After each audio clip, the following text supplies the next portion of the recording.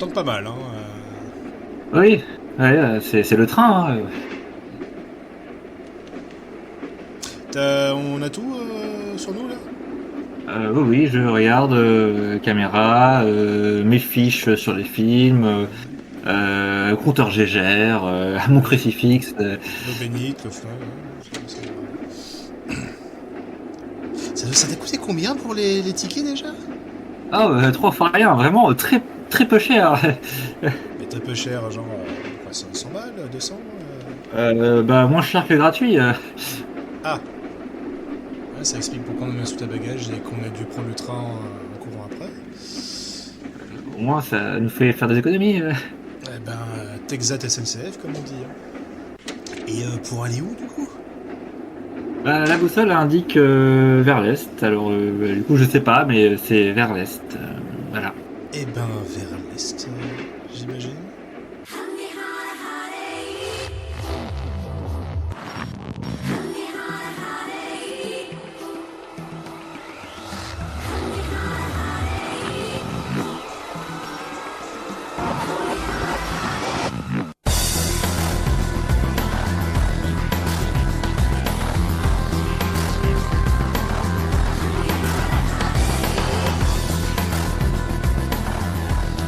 Transvoetobaric, Meniazovo Toxico.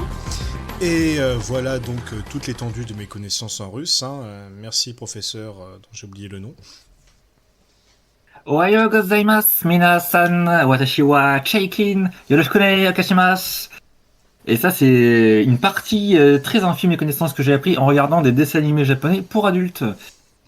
Bienvenue Ouais. donc sur Le Sanglot des Péloches, hein, l'émission qui parle de films de genre.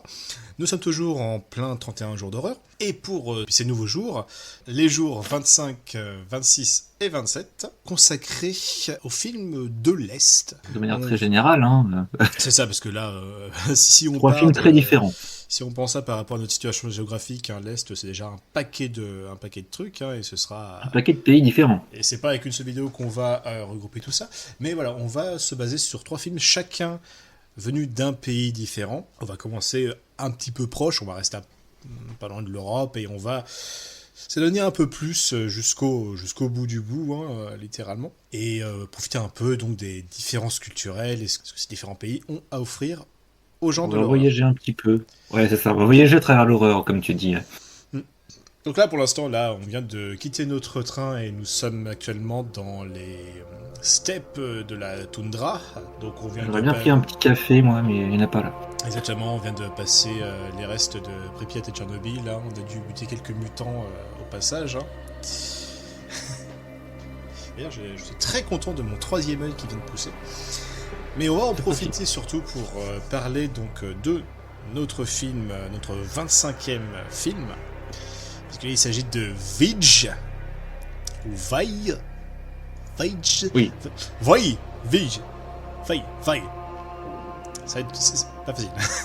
Donc, Tu Vai. les auras toutes dit, t'as toutes les prononciations, comme ça on Comme pourra ça, pas nous dire vous l'avez vous l'avez mal Faites dit. le tri, vous trouverez le bon, j'en suis sûr, je crois en vous. Donc, Vai, sorti en 1967, alors on est sur peut-être le seul film de l'URSS. Alors, on n'est même plus sur la Russie, on est encore sur un temps que les moins de 20 ans ne peuvent pas connaître. Hein. Donc tourné en pleine URSS à l'époque. Donc réalisé par Konstantin Yarchov et Georgi Kropachiov. Écrit également, donc le script a été écrit par Yarchov et Kropachiov, mais également Alexander Ptushko, qui a été considéré à l'époque comme le Walt Disney soviétique, hein, faut le savoir ça. Donc un mec qui avait beaucoup bossé sur les débuts de l'animation en Russie, qui a fait du stop motion, qui avait utilisé des marionnettes et tout ça, donc ça l'a rendu un petit peu connu par rapport à ça. Je pense, bien qu'il soit uniquement crédité pour le script, je pense qu'il a dû jouer un rôle beaucoup plus important dans le film, on va en parler un peu plus tard. Hein. Et surtout, voilà, le Vij et... enfin, Vai, je saurais jamais comment le dire, mais bon, bref. C'est surtout inspiré de l'histoire du même nom par Nikolai Gogol, donc le célèbre écrivain donc russe, hein, avec une lithographie assez énorme. Donc vous voyez qu'il se représentait à la base comme un espèce de petit conte avec une petite morale à l'époque, hein, et qui est assez ancré, mine de rien, dans la culture russe. Voilà, donc ce petit film... ce petit film. Une bonne heure 30 après, à peu près, hein, j'ai plus Oui, la après, durée en face. non, mais c'est une durée tout à fait standard pour l'époque, quoi. 1h18, donc on est quand même sur un petit film, hein, donc réalisé pour 50 000 roubles soviétiques de l'époque. Faut avoir le taux de conversion aujourd'hui. Mais bon, je n'ai pas eu réussi à trouver combien ça a rapporté. Tant pis, peut-être que la Russie ne veut pas que nous sachions. C'est classé confidentiel. Voilà. Après, effectivement, j'aurais voulu peut-être avoir un peu plus d'informations sur les réalisateurs et tout ça. Maintenant, on est quand même on est sur les RSS, c'est toujours un peu plus compliqué Oui, il y a des recherches. de faire des recherches et de trouver, d'autant plus que moi, par exemple, honnêtement, clairement, pour les réalisateurs, moi, j'ai rien pu trouver. Ptushko, donc lui, j'ai pu trouver, parce que comme dit, il a beaucoup bossé sur l'animation. Maintenant, les deux autres... J'aurais limite tendance à dire que ce serait peut-être leur seul film. Après, on manque d'informations. C'est vrai que les recherches sont pas forcément simples, comme tu dis, sur sur cette époque bien précise et ce style de cinéma d'origine soviétique. Mm-hmm. Les informations, on doit les avoir, mais après, il faut chercher. On a manqué de temps, malheureusement. Et puis peut-être qu'on n'a pas forcément, enfin en tout cas on n'a pas trouvé cette information ni en français ni en anglais. Peut-être qu'elles sont quelque part en russe ou je ne sais quoi. Donc voilà, on est désolé. C'est fort possible, c'est fort possible. Toujours est-il que donc, de quoi ça parle, Vaille? De quoi ça parle, Vaille? Eh ben ça fait peur déjà. Enfin ça fait peur. C'est l'idée en tout cas. Le but. Je sais pas si tu veux le pitcher ou j'essaie de le faire. Je suis pas méga chaud pour le faire. Écoute, je vais m'en occuper, moi. Écoute. Ouais. Donc nous sommes sur un groupe d'étudiants en séminaire, hein, dans une école visiblement religieuse. C'est protestant, il me semble, là aussi, du coup. J'ai cru comprendre que ça parlait de la théologie de la religion, un truc comme ça, quoi. C'est ça, c'est censé être des gens qui connaissent. Donc bref, trois étudiants qui a priori sont destinés à bosser un peu dans ce domaine-là. Hein. Les courses terminées, ils sont envoyés pour les vacances. Hein. Donc très vite, ils décident de partir où bon le semble et commettre le maximum de péchés possible, hein, bien sûr. On voit très rapidement l'hypocrisie un peu religieuse. Et ils vont se paumer et se retrouver près d'une ferme. Ils vont demander à la vieille femme qui garde la ferme de passer la nuit ici. Donc la vieille dame va accepter. Donc ils doivent dormir séparément dans différentes zones de la ferme. Et donc notre personnage principal, donc, qui s'appelle le Coma, qui lui dort dans l'étable et va se faire nonchalamment dragouiller par la vieille femme en pleine nuit. Et cette vieille femme s'avérera être une sorcière. Elle va l'ensorceler et va le chevaucher. Alors, je sais pas ce que vous pensez. Elle va littéralement le chevaucher comme un balai et s'envoler dans les airs avec lui. Comme elle va paniquer et va réussir à la faire descendre en citant des versets religieux. Et la première chose qu'il va faire une fois qu'ils vont reprendre le plancher des vaches, c'est de défoncer la gueule de la sorcière. Voilà. Et par la suite, donc, il va s'enfuir, il va revenir à son séminaire, et donc, un peu plus tard, son supérieur lui dit qu'il y a un riche marchand dont la fille vient de mourir, enfin, elle est mourante, ou elle est morte, je ne sais plus exactement, et elle a besoin de prières pour... il a besoin de prières pour l'âme de sa fille. Voilà. Lorsqu'il s'y rend, il se rend compte que c'est exactement la direction de la ferme où il a été. Une fois arrivé, la fille est déjà morte, malheureusement, il va devoir veiller 3 nuits entières pour son âme. Il s'avère que la vieille dame qui l'a tuée est maintenant en fait une jeune femme, visiblement. Non, il sait que c'est la même personne parce qu'on lui explique que oui, elle était mourante parce qu'elle était mystérieusement rouée de coups. Donc très vite, il additionne 2 et 2, hein, bien sûr. Hein. Une fois ce préambule déjà assez long passé, on va avoir 3 nuits entières durant lesquelles il va veiller sur le cadavre de la jeune femme qui serait bel et bien une sorcière, hein, et donc son corps va se réveiller durant chaque nuit, en étant toujours un peu plus violent avec lui, jusqu'à la 3e nuit, la nuit finale, qui lui sera fatale. Hein. Tout le reste après, c'est une question de mise en scène. Mise en scène très très théâtrale, hein, et c'est ce dont nous allons pouvoir parler un peu tous les deux. Ouais, je rebondis juste tout de suite là-dessus. Quand tu dis c'est très théâtral, bon, je pense que tu dis pas ça de manière négative, parce que oui, effectivement, très théâtral, mais très très ludique surtout. Oui, C'est-à-dire dire que c'est un huis clos, c'est un peu exagéré, mais en gros, le cœur du film, c'est vraiment ces trois séquences, les trois nuits, quoi, où on a du coup le personnage principal, donc Coma, et la jeune fille morte qui est en fait une sorcière. Et en gros, voilà, on va voir un peu de manière rituelle, un peu un, puis deux, puis trois, les trois nuits bout à bout. Enfin, bout à bout. Il y a des scènes intermédiaires où il essaie de comprendre ce qui vient de se passer lors des nuits, mhm, mais en gros, l'essentiel du film se passe, c'est des espèces de, encore une fois, je dis pas ça de manière négative, hein, comme toi, des espèces de tours de magie géants, c'est ça. des mises en scène très ludiques, très folkloriques, avec, bah en fait, le film on ne repose quasiment essentiellement que sur ça, mais c'est une très bonne chose parce que c'est vraiment génial à voir. Mhm. Des mouvements de caméra extrêmement fluides, des zooms très violents mais quand même maîtrisés sur les visages des personnages, la caméra qui tourne autour du héros, on a de la rétroprojection en arrière-plan bah disons-le, on rappelle qu'on Oui, bien spoil sûr. toujours tous les films avant. Sur les démons qui vont apparaître au fur et à mesure, le film est très très généreux en termes de créatures, même si, comme tu l'as remarqué, l'essentiel arrive lors de la troisième nuit, même si moi je défends quand même les deux premières aussi, Mhm. qui commencent un peu à faire monter la sauce, mais la troisième c'est vraiment, ça éclate aux yeux du spectateur, et du coup on a vraiment plein de créatures différentes.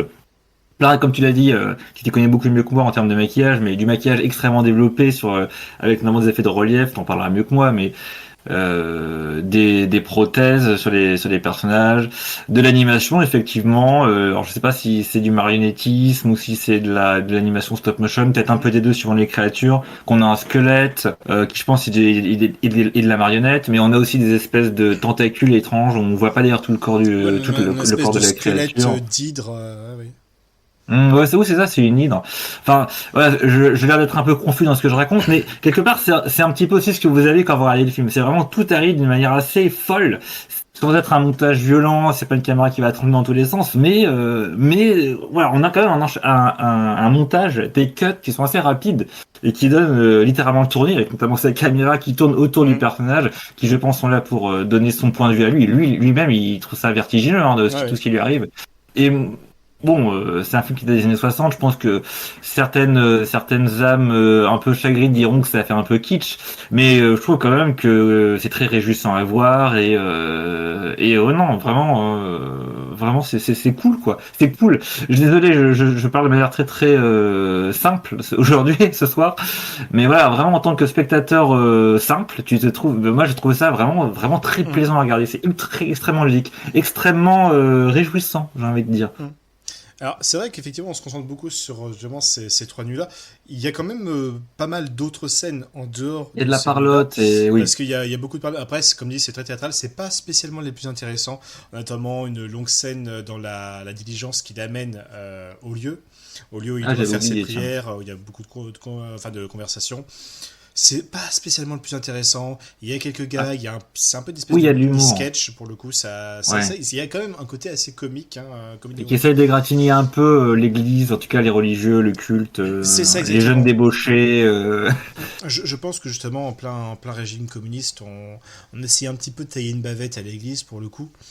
Et Hmm. de montrer un peu une certaine hypocrisie. Hein, justement, c'est oui, le personnage principal et ses amis qui ne sont religieux que lorsque ça permet de se défendre d'une menace, hein, bien sûr. Oui, bah oui, c'est ça en fait, parce que c'est le délire. Il trace un rond à la croix, à la craie au sol Mm. quand il est face à la sorcière et il se protège plus ou moins de ce truc-là, quoi. Et ça marche relativement bien les deux premières nuits, quoi, jusqu'à casser dans la troisième. Mais oui, Donc, enfin, c'est du folklore, quoi. C'est du folklore typique apparemment qui est pris au sérieux, mais il y a quand même un côté, je sais pas si c'est moralisateur un petit peu, mais voilà, le personnage n'est pas parfait, quoi. Il va lui arriver ouais. des choses.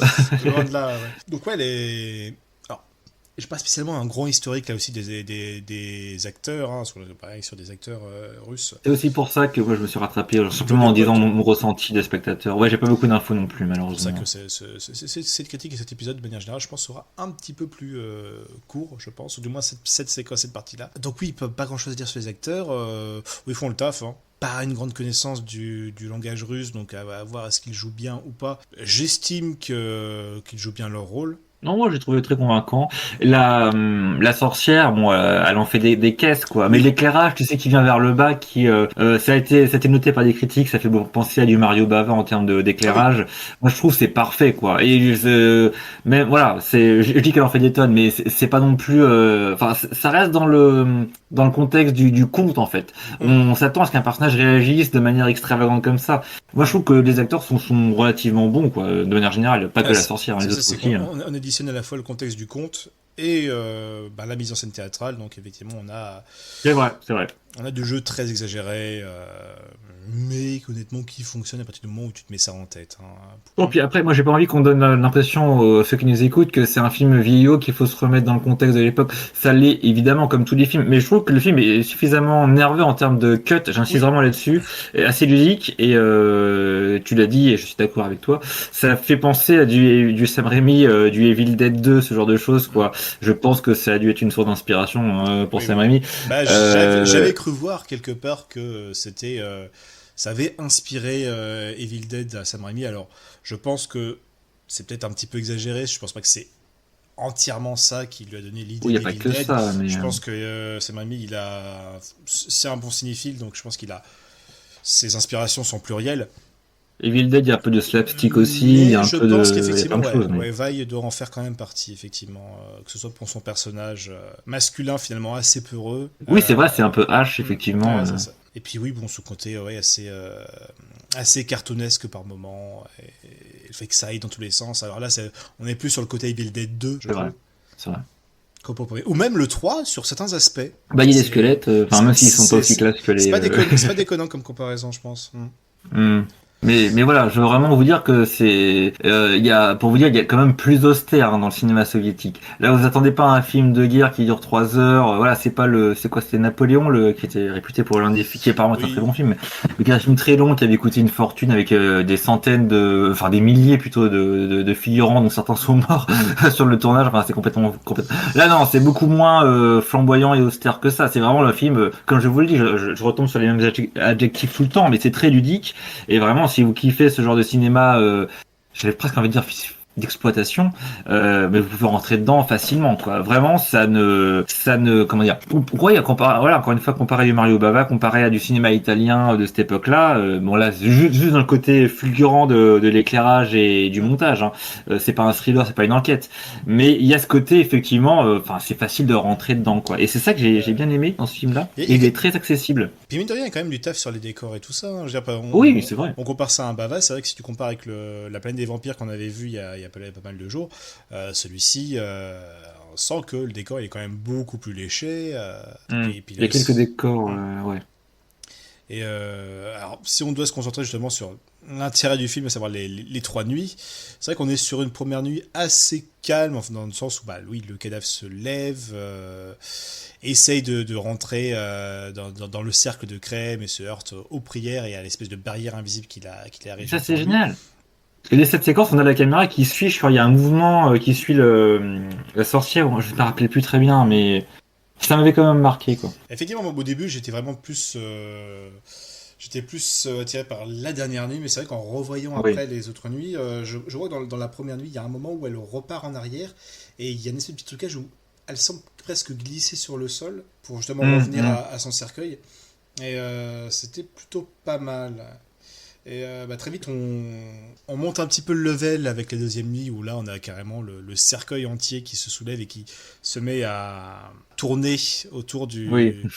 autour de Coma et d'essayer de rentrer dans le cercle. Là aussi, on a quelques petits passages de comédie, notamment le moment où il retire ses bottes pour les lui lancer à la tronche, hein, parce qu'on sait jamais. Hein, J'avais oublié, mais oui, c'est vrai. la technique russe, hein, la prière et la botte dans la face, dans cet ordre-là très précisément. Là aussi, c'est là justement qu'on a ce côté très gyroscopique, hein, où ça part vraiment, petit effet de vertige qui fonctionne très bien. Et puis là, après, ils mettent tout dans la dernière scène. Hein, C'est vrai que la dernière, c'est la séquence. débauche de Je moyens. pense que c'est vraiment là-dessus qu'on peut vendre tout le film tout entier. Hein. Bah, en vrai, oui, parce que ça vieillit pas si mal que ça, mais encore une fois, c'est très généreux, quoi. Mm. Et toi, je sais que tu as été très sensible au maquillage des différentes Bah, créatures. déjà, historiquement, il y a un petit côté un peu Axan.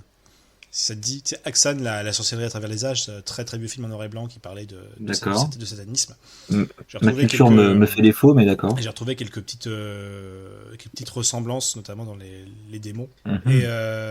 ce qui est dingue, c'est vraiment le genre de séquence où tu vois déjà cette scène en double exposition avec tu sais, les immenses mains qui sortent du sol et Oui, oui, qui entourent Coma. Et c'est déjà ça c'est génial. terriblement impressionnant pour l'époque. Hein, vraiment, j'en avais plein la vue. Et pour moi, C'est c'est. marrant parce que je Vas-y. te coupe juste parce que tu disais sur une petite remarque vite fait là-dessus, cette scène avec les mains qui sortent, effectivement, ça fait tu disais que là le scénariste c'était un peu considéré comme le Disney soviétique. Ça évoque par exemple des scènes qu'on avait dans les premiers longs métrages de Walt Disney dans les années Mhm. 30-40, Blanche-Neige et les sept nains, la scène dans la forêt, ou qui est très expressionniste, où t'as des ce genre de créatures quoi, c'est des mains géantes, des monstres qui en fait sont juste des versions déformées des arbres, tu vois. Mais enfin voilà, je Mhm. pense que le parallèle peut se faire effectivement. Et même, carrément, j'ai envie de te citer Fantasia, tout simplement. Ah bah oui, Le Fantasia fantastique. de 1940, notamment toute la scène, donc Nuit sur le Manchot avec le démon de Tchernobyl, il y a vraiment une Tout à fait. grosse ressemblance, je trouve. Alors, le démon principal que l'on voit à la fin du film, bon, c'est peut-être un peu le point noir, il est clairement pas aussi classe que Tchernobyl dans le film Fantasia, bien sûr. Mais voilà, tout le reste, la cohorte de démons, parce que justement, on repart sur cette séquence de ces mains gigantesques qui sortent du sol. Moi, vraiment, quand je voyais ça, je me suis dit, waouh, c'est génial, et c'est vraiment le climax du film. Non, c'est le début. C'est le début de Le la début scène. du Et il y en a climax. encore d'autres après. Et après, tu commences Mhm. à avoir des démons qui sortent des murs, qui sortent. Il y a plein de petits trucages, ils sortent des toiles d'araignée, ils s'extirpent des lattes du plancher. Enfin, il y a Il y a plein de techniques d'effets spéciaux différentes, ouais. C'est un peu c'est ça, un étalage des techniques. aucun des make-up ne ressemble aux autres. Il y a de la prothèse, il y en a qui ont des yeux un peu partout. Donc il y a plusieurs prothèses, mais il y a aussi juste du body paint très simple, mais qui est justement fait pour jouer sur les perspectives et avec un bon éclairage, justement, donne un faux effet de relief, et notamment pour avoir des faux visages de crâne. Ça marche super bien. Il y a des espèces de cyclopes, des ghouls, des zombies, plein de choses. C'est fascinant. Vraiment. Des nains.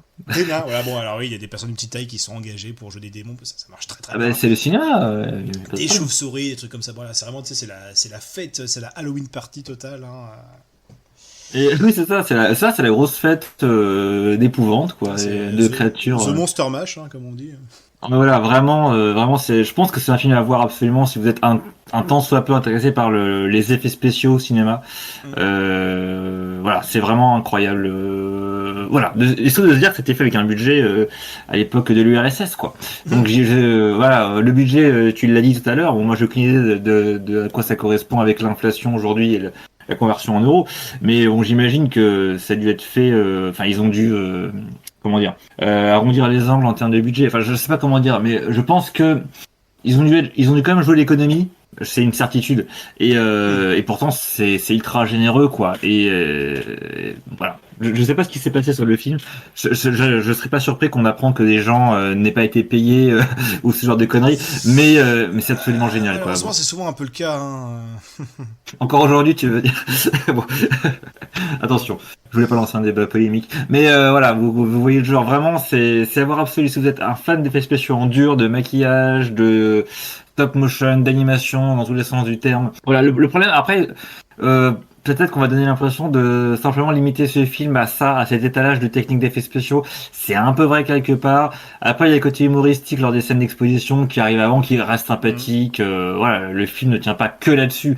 Mais on va quand même pas se mentir, au moins deux tiers de l'intérêt du film, ça reste ces scènes-là, quand même. Les trois scènes de nuit avec Coma et la sorcière, quoi. C'est ça, ouais. Notamment, justement, la journée entre la deuxième et la troisième nuit, où justement, il fait tout pour essayer de s'échapper, que le chef de Oui, c'est famille vrai, c'est essaie de vrai. le récupérer, le menace de le fouetter et tout ça. Bon, il y a.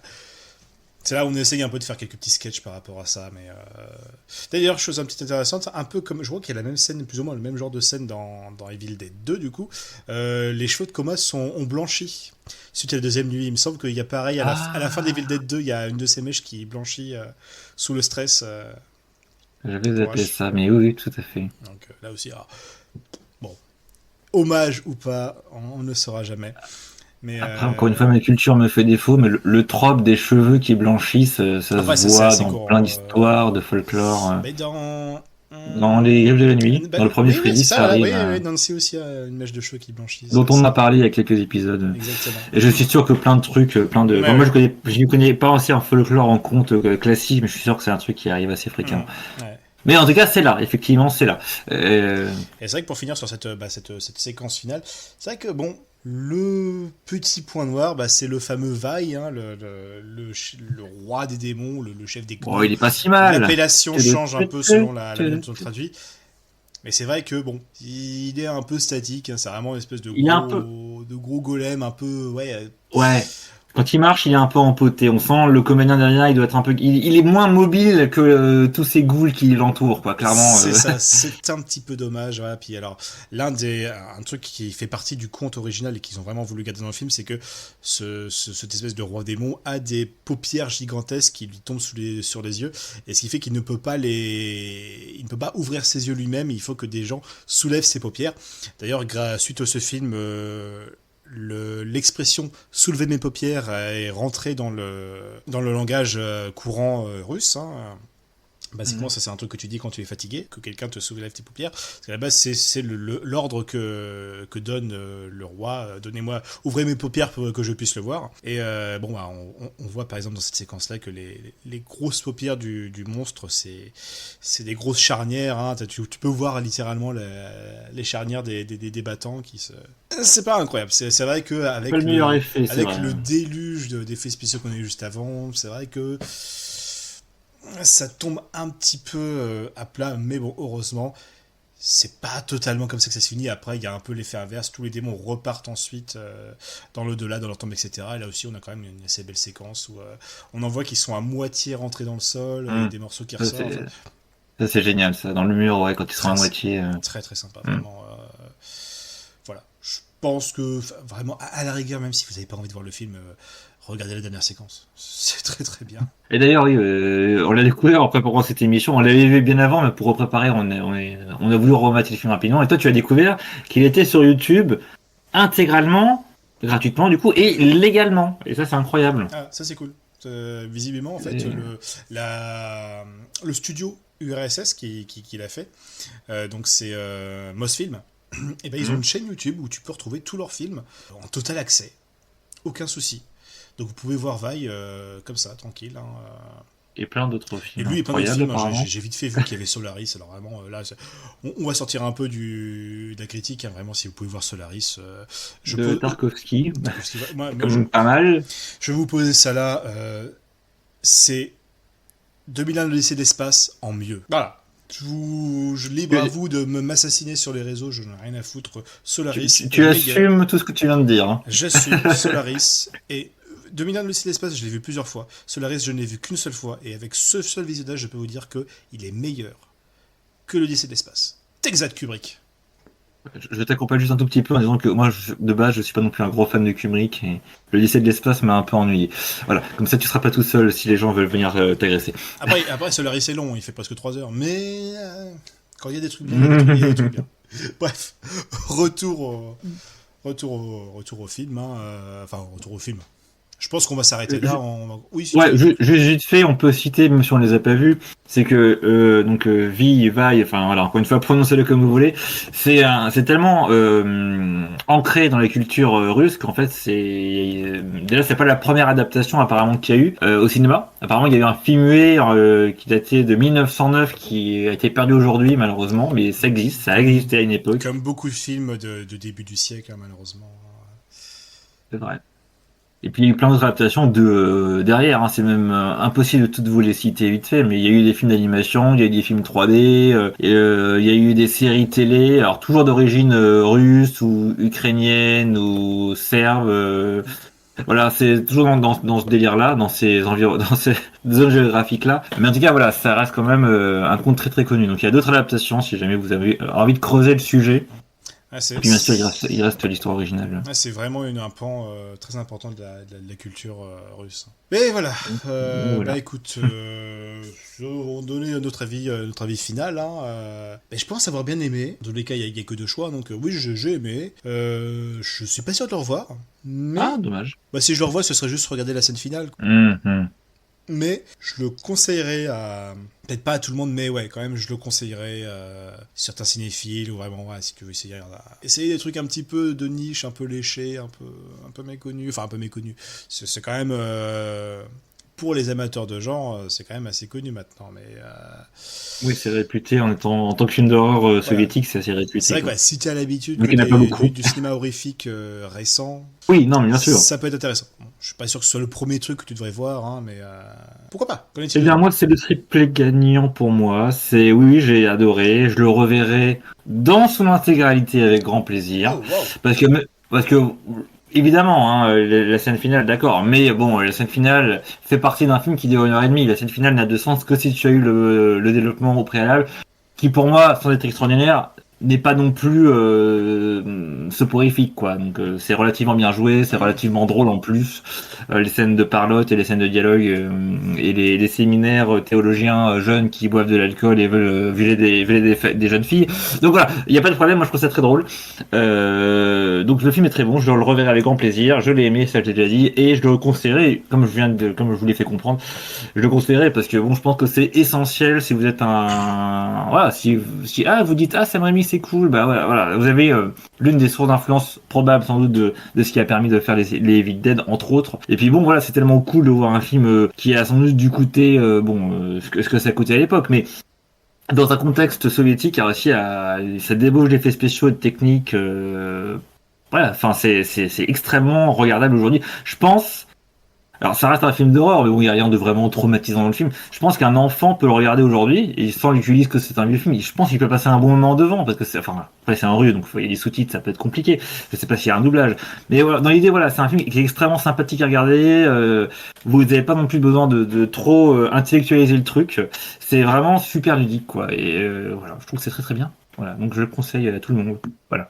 Eh ben, écoute, moi je lui remettrai généreusement la note d'une paupière à charnière sur 20. Moi, je donne la note d'un chevauchage de jeune homme par une sorcière sur 20. Et par contre, Oui. on n'a pas parlé, la rétroprojection où ils sont en train de voler, par contre, elle est pas folle. Hein. Mais bon, c'est un film des années 60. Ouais, on peut pardonner. Il y a mieux après, donc. Oui, il y a eu mieux avant. Mais même avant, je pense qu'il y a peut-être mieux aussi. Hein.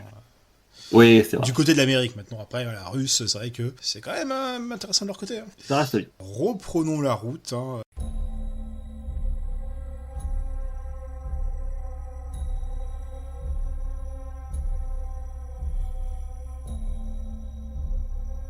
Et on a fait un petit bout de chemin, maintenant nous sommes en Thaïlande. Voilà, donc une terre riche en folklore et une histoire surnaturelle, en fantômes. Hein. On a eu passé pas mal de petites bébêtes assez intéressantes. Hein. C'est notamment ce pays où ils ont un espèce de vampire qui est basiquement une tête féminine qui se détache du reste de son corps et donc vole une tête qui vole toute seule avec les organes encore attachés. Ah, charmant. Voilà, c'est la Thaïlande. Hein. C'est folklore. Et donc oui, on est quand même effectivement des histoires qui se rapprochent pas mal aussi d'autres terres asiatiques, notamment le Japon, au point où certains ont un peu tendance à les confondre, malheureusement, on verra un peu plus tard. Hein. Et bien sûr, au milieu de ce pays qui finalement peine un petit peu à s'exporter, hein, on va parler de cette petite pépite assez connue maintenant, qui fait vraiment partie des films d'horreur, sûrement du film thaïlandais qui est le plus connu à l'étranger. Oui. Vu le nombre de remakes qu'il a eu, c'est clair que c'est un film qui a intéressé beaucoup de producteurs internationaux, oui. C'est là où on va parler de Shutter, donc film de 2004, réalisé par, je suis désolé, Bong Pin Santanakun et Parpom Vongpom. Désolé d'avance, encore une fois. Désolé, pardon famille, tout ça. Je suis peut-être en train d'écorcher les noms comme pas possible. Mais voilà, donc film thaïlandais de 2004. Est-ce que tu te charges du résumé Tenter de le pitcher, parce que c'est vrai que t'as pitché le film d'avant, donc allez, on va tenter. C'est toujours un exercice un peu difficile. Mais en gros, donc oui, donc Shutter, ça parle de quoi? C'est un un jeune photographe et sa compagne, hein, et son ami.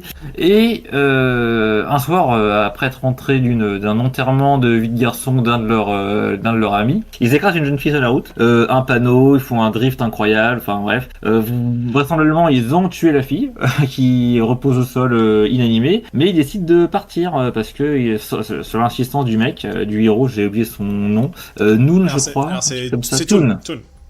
Toon, Toon. mais Et la fille sa c'est copine c'est Jane. Jane, ouais. C'est ça. Donc ouais, donc c'est surtout le garçon enfin, qui insiste en mode non, on va pas s'arrêter, on va pas appeler la police, on va pas appeler les hôpitaux, il se barre. On comprend pas trop pourquoi au début, mais on se dit bon bah voilà, c'est un connard, voilà. Mais bon, mais à part ça, il est quand même plutôt sympathique et plutôt beau gosse, j'ai envie de te dire. La fille aussi est plutôt pas mal. Hein. Bref, ils sont très mignons tous les deux. Pardon, je retourne sur le pitch. C'est compliqué cet exercice. Du coup voilà, on finit par comprendre qu'il est photographe. Qui gagne sa vie principalement en faisant des photos de mariage, ce genre de choses.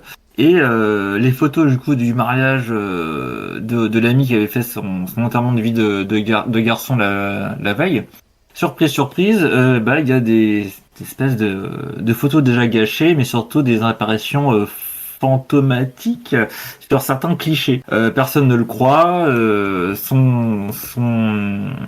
Son contact à la boutique où il fait les impressions de photos après avoir récupéré les négatifs ne le croit pas non plus, se moque un peu gentiment de lui. Donc tout ça est un peu étrange et au fur et à mesure en fait des événements, ils vont mener leurs petites enquêtes, lui, enfin le héros, le mec Toon et sa copine Jane vont être victimes de cauchemars relativement bien mis en scène d'ailleurs et où ils se font hanter en fait par la fille qui pense avoir tué et en faisant leur enquête ils découvrent que ah bah ça alors en fait non ils ont écrasé personne, pas d'accident a été relevé la nuit où ils l'ont fauché. Ils vont finir par atterrir à quelques kilomètres de là où ils vivent, donc c'est en Thaïlande, donc ils habitent à Bangkok, la capitale. Ils vont se retrouver dans un petit patelin paumé, ils vont retrouver la trace de la maison de la mère de la fille qu'ils avaient écrasée. Et incroyable, en fait, notre héros connaissait déjà cette personne. Et voilà, bon après, je sais pas si on raconte jusqu'à la fin, On va mais peut-être pas tout dire jusqu'à la fin, je pense que là c'est vraiment un petit twist qu'on gros, peut se garder. ouais, c'est ça, le pivot narratif est à ce moment-là où Toon finit par expliquer dans un flashback qu'il connaissait déjà la personne et des choses pas très très claires qui se sont passées par le passé. Ça allait et puis ça allait plus. C'est un petit peu ça, mais c'est relativement bien mis en scène et notamment en termes de l'écriture, je trouve. Je ne sais pas ce que tu en as pensé de ton côté.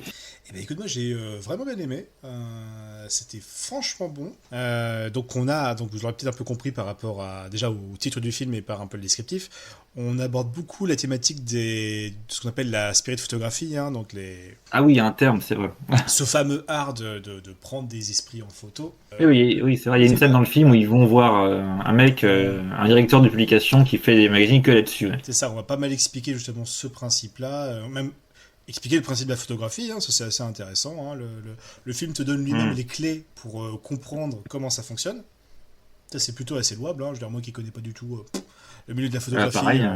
bah, c'est bien, très bien. Oui, parce que bon, c'est 2004, mais bon, je pense que ça se fait encore aujourd'hui dans tous les cas par certains spécialistes hardcore de la profession. Mais en gros, voilà, c'est des négatifs lui-même. Il les développe dans son studio, dans son laboratoire. Ouais, Enfin, c'est-à-dire, je crois que c'est même pas un studio, c'est vraiment juste sa salle de bain qui est convertie en chambre noire. Oui, c'est vrai. Pardon, tu as raison. C'est vraiment... Oui, c'est ça, le couple est assez fauché. Enfin, ils sont vraiment dans un petit appartement ultra modeste. Hein, C'est ça.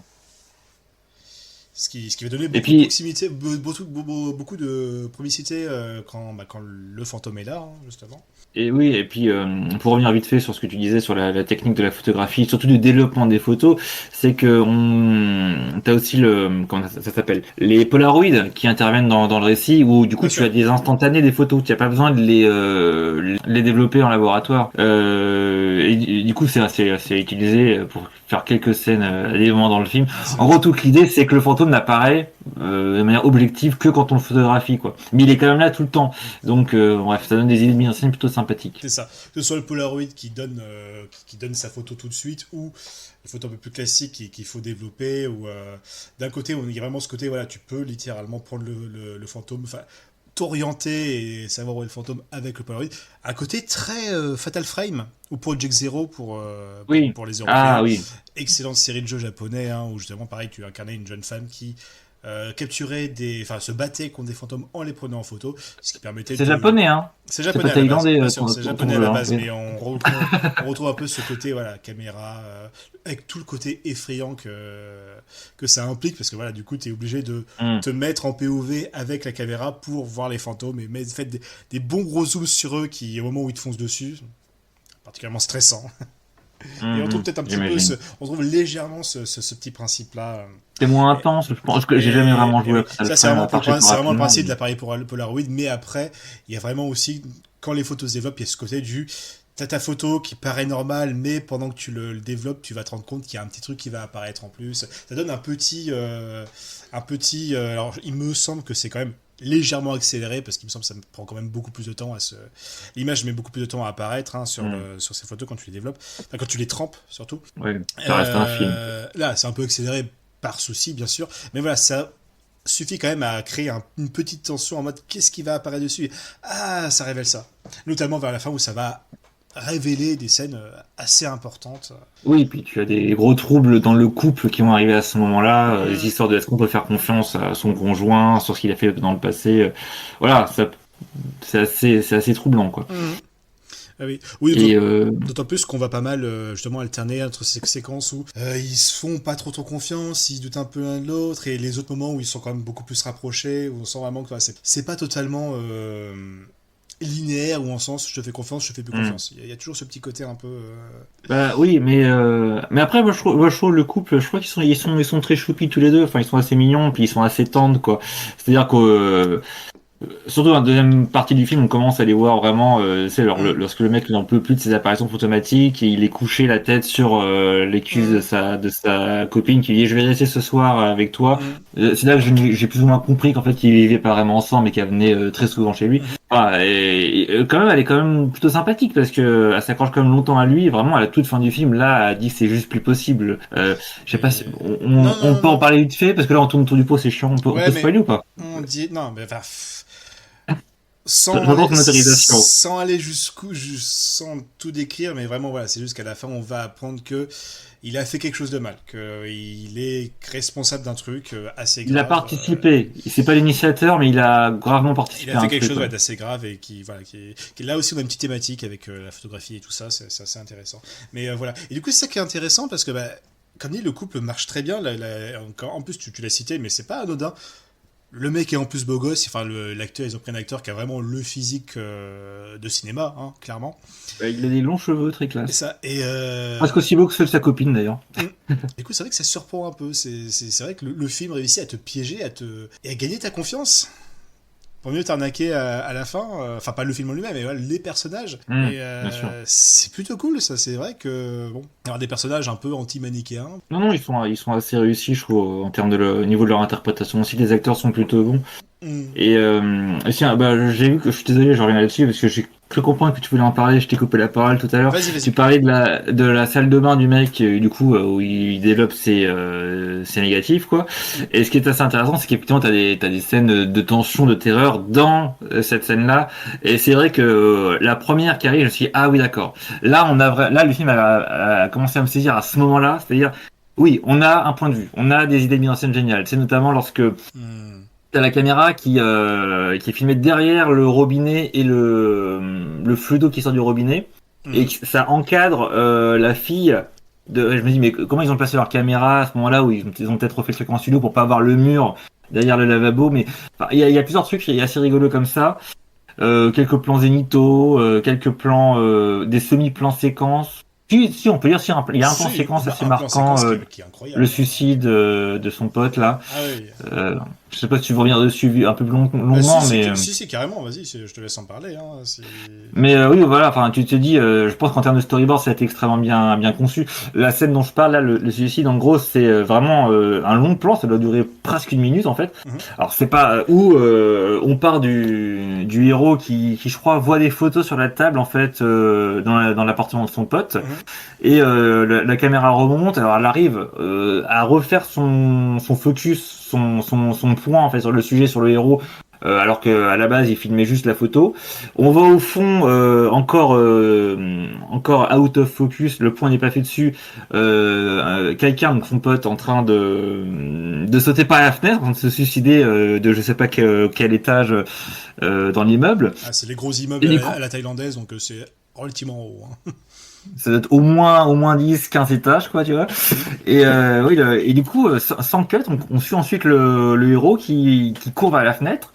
La caméra le suit sans le perdre de vue, et en plus sans trop de mouvements de shaky cam dégueulasses. Enfin, Ah, je c'est pense qu'il doit maîtrisé. avoir une bonne steadicam là-dessus. Et Mhm. je sais pas quelle caméra ou quelle technique c'est utilisé pour la maintenir. Et tu te dis ah ça va cutter. Et non, on continue à le suivre. Ça monte au-dessus de lui, au-dessus des épaules, au-dessus de la tête du héros, et on a un plan zénital parfait et 90 degrés. Je sais pas comment on dit exactement, mais où on voit ensuite jusqu'au sol en fait, à l'extérieur de l'immeuble. Donc le corps du mec qui s'est écrasé contre une voiture quoi. Et donc tu te dis mais waouh, ça a demandé beaucoup de temps de Génial. préparation, beaucoup de répétitions, et c'est extrêmement bien storyboardé avant d'être mis en scène quoi. Mhm. Ouais. C'est ça qui Toi, est. tu connaissais la technique pour le corps du mec, le Oui, cascadeur. basiquement, ouais, le mec a sauté, il s'est fait récupérer, enfin, il était accroché à des câbles qu'on a gommé numériquement. Il s'est Hmm. fait, donc il est repassé à l'étage d'en dessous, et après, bah, quand la caméra filme en bas, il y a déjà un double qui joue le cadavre sur la voiture et tout ça. Il faut savoir que moi, je suis C'est... très naïf pour tout ce qui est effets spéciaux, Mais et je me ça suis dit, mais marche, comment ils ont c'est fait super quoi? Ouais. efficace. Ouais. Ouais, c'est génial. Et ce qui est assez cool, c'est ça, c'est que le film va pas toujours tout te montrer. Par exemple, suite à ça, il y a donc cet ami-là dont il a assisté au suicide, et tu apprends que les autres aussi amis, tous les autres personnages qui étaient Hmm. présents durant la fameuse soirée, se sont suicidés aussi. Et on te le montre On pas spécialement. l'apprend. C'est Ouais, ouais. juste la femme de celui dont on a vu le suicide qui en parle. Hmm. Et pendant qu'elle en parle, tu as juste un petit insert où tu vois un autre qui se suicide, mais t'en vois qu'un seul. Et c'est assez cool de. En plus, ça montre. Alors, Oh. ça montre peut-être un peu. Je sais pas, soit l'isolation des personnages, soit l'amitié avec des gros guillemets avec ses amis, où Hmm. finalement, c'est des personnes avec qui il avait plus du tout de contact. Est-ce qu'on pouvait vraiment appeler ça des amis? Parce que finalement, tu vois, tous les autres sont morts avant que son ami un peu plus proche se suicide, et il ne le savait même pas. Oui, en fait, il l'apprend au moment où sa copine, son ex-copine, parce que c'est sa veuve, quoi, lui en parle. Mm. On l'apprend en même temps que lui, quoi. Donc forcément, le choc et on est vraiment de son point de vue hein, pendant Mm. pendant une Ça, partie du film. c'est très bien, ouais, justement, on ne nous voit pas. Le film se braque majoritairement, n'est braqué majoritairement que sur le couple. Oui, oui, on a aussi le point de vue de la fille, C'est ça, effectivement, et notamment on ses va cauchemars. alterner un peu Ah, entre les deux. Oh, il y a des scènes. mais elles sont vraiment incroyables, je trouve. En termes de découpage, c'est fou, C'est. quoi. Je pense qu'on peut passer à ça, ouais. Justement, toutes les séquences de hantise. Justement, on a ce spectre qui effectivement fait très là pour le coup on est sur un côté très japonisant entre guillemets puisqu'on prend vraiment la description du spectre. Alors 2004 on était vraiment en pleine Ju-on mania finalement, c'était vraiment la figure de l'Onryo, donc le fameux fantôme avec des longs cheveux noirs devant le Ah oui, visage bien et tout sûr. ça, c'est très classique hein. En très peu de temps on avait eu donc le Sadako dans The Ring et Kayako de The Grudge, enfin Ju-on dans sa version originale. Et c'est vrai que voilà, on s'est plutôt calqué sur ce truc-là. Un petit peu dommage qu'il y a quand même, comme dit, il y a un folklore assez vaste en Thaïlande, donc on aurait pu avoir une apparence peut-être un peu plus originale, mais ça passe. Et puis on n'est pas non plus sur ce fantôme totalement blanc avec les cheveux bien raides, bien propres. Là, il y a un côté beaucoup plus sale, beaucoup plus défoncé, Oui, bah oui, qui, littéralement. qui le rend un peu plus abîmé. Et c'est pas mal, c'est pas mal pour le coup. Avec du sang qui sort des yeux, tu sais, C'est ça, la ouais. scène avec la scène avec l'échelle. Là, on Mm. la voit un peu. Mais c'est vraiment le moment où on la voit T'as le plein plus de de temps, petites quoi. scènes de hantise vraiment sympas, justement, oui. Alors moi j'ai beaucoup aimé surtout l'un des premiers, le cauchemar où il voit, je crois qu'il hallucine sa femme, enfin sa copine, qui vomit du sang et qui vomit des dents. Ah oui, Ça, c'est cette bien scène-là dégueulasse, m'a quand même. assez marqué, puis après il essaie de s'enfuir, il y a un moment où il essaie de s'enfuir je crois que c'est dans l'hôpital ou dans l'immeuble, je ne sais plus, mais il revient inlassablement à l'étage numéro 4. Alors, le numéro Oui, 4, oui, c'est la fin. c'est Hmm. porte-malheur dans la plupart des pays asiatiques, hein. Ah, Ouais, d'accord. c'est rapport à la prononciation du chiffre 4 en vietnamien ou un truc comme ça, dans je sais pas quel langage, mais basiquement c'est la même prononciation que pour mort. Et donc du Hmm. coup c'est pour ça que dans la plupart des pays asiatiques tu n'as pas de quatrième étage, hein. Tout comme le Ah, 13e étage en Amérique, hein. ah, ok. The more you know. Ah, c'est pour ça qu'il y a cette séquence où il revient constamment, et il n'arrive pas à sortir de l'étage numéro 4. Hmm. Avec le montage très très nerveux qui tourne tout le temps autour du personnage. Ouais, effectivement. Et Là on aussi, voit bien que t'arrêtes l'étage 4. Ouais. là aussi, soit un vrai plan séquence, soit un faux plan séquence, mais ça marche assez bien aussi. Il y a également la scène de la voiture où le fantôme est agrippé à la voiture qui est aussi assez sympa, beaucoup plus action cette fois-ci. Sans en faire des caisses hein, pour autant. J'avais un petit peu peur qu'on passe vers vraiment un truc un peu plus à l'américaine, mais franchement on y échappe. Et donc toi oui, tu m'avais par exemple parlé du coup de la scène de l'échelle. Bah, je trouve que, en vite fait, hein, mais sur certains plans, lorsque le personnage principal se met à descendre l'échelle, il se fait rattraper par le fantôme. Je sais pas la manière dont c'est filmé, la manière dont tu as, je sais pas quel angle j'ai utilisé, mais pour exagérer sur les perspectives. Moi, je reconnais un peu de Sam Raimi là-dedans, notamment bah, à la même époque, il y avait Spider-Man qui réalisait à cette époque-là pour Sony, quoi. Mm. Je trouve qu'il y a un peu cet effet-là. Alors, c'est peut-être moi qui vois des choses où peut-être que j'hallucine, hein, mais Bah, non, ils sont sortis quasiment en même temps, alors c'est vrai. Non, mais je pense que c'est une coïncidence, c'est possible. Mais ouais, mais enfin bah, je vois ce que tu veux dire justement cette scène où le personnage, enfin Tone essaie d'échapper au spectre et vous allez, il descend l'échelle normalement et le fantôme lui descend l'échelle mais à l'envers. Et oui, aussi ça, bien petit effet de sûr. symétrie macabre qui marche très très bien. Mais même en matière, alors je vais peut-être dire des conneries, mais il me semble qu'il y a des grands angles qui sont utilisés sur Mhm. quelques plans à ce moment-là, et c'est typiquement ce que fait Sam Raimi sur les Evil Dead ou même sur Darkman un petit peu, enfin Mhm. même beaucoup. Non, enfin il y a cet effet quoi. Voilà. Enfin bref, moi j'ai peut-être des références très limitées, mais ça me fait penser à tout ça. Mais et aussi juste, enfin là, finalement, on aura peut-être évoqué toutes les scènes un peu Mais d'horreur, de tension du film. je balance ça comme ça, mais du coup, scène de l'échelle qui a été tournée sous une vraie pluie avec Oui, c'est tous vrai. les risques que ça engendrait. Genre, l'actrice, notamment, enfin, l'actrice jouant la fantôme est tombée malade à cause de ça. Oui, Et putain de vache. honnêtement, alors, sachant qu'elle descendait quand même une échelle à l'envers, je pense que c'était un peu le moindre mal qui aurait pu lui arriver. Ouais, elle l'a vraiment fait à l'envers. Putain, c'est fou quoi. Ouais, j'avoue. C'est. Ah, c'est excellent. Hein. Mais oui, puis enfin juste comme ça aussi vite fait, j'allais dire là on est en train de quasiment, on aura cité je crois toutes les scènes un peu horrifiques du film, mais une autre scène de rêve où le héros en fait il est en train de développer des négatifs encore là dans sa salle de bain et on entend quelqu'un rentrer Mhm. et elle arrive enfin elle arrive à ses côtés et en fait il la regarde pas. Le téléphone sonne, il va dans l'autre pièce, et en fait, il décroche le téléphone et c'est sa copine qui dit ah j'aurai un peu trop tard. Voilà et là il se retourne en fait c'était le fantôme. Mais surtout la manière dont c'est mis en scène, je trouve que ça va à l'économie mais en fait ça évoque c'est assez bizarre hein, mais je trouve l'animation japonaise c'est-à-dire c'est t'entends la porte s'ouvrir mais tu la vois pas s'ouvrir. Et Mhm. tu dis comme voilà et le personnage arrive ensuite le fantôme pour pas qu'on voit son visage donc on croit encore que c'est sa copine. Mais genre, elle arrive au premier plan, c'est juste une ombre, quasiment. Mhm. L'actrice est filmée de très proche et le héros, en fait, ne tourne pas la tête. Et je dis, mais c'est putain, c'est des plans de. C'est Hideaki Anno fait ça dans Evangelion quand tu veux gagner de l'animation pour et à la fois ne pas avoir à animer ces séquences-là, mais aussi pour pouvoir comment dire donner du sens en termes de mise en scène et d'évocation quoi. Je sais pas, je trouve qu'il y a de l'influence de l'animation sur quelques plans.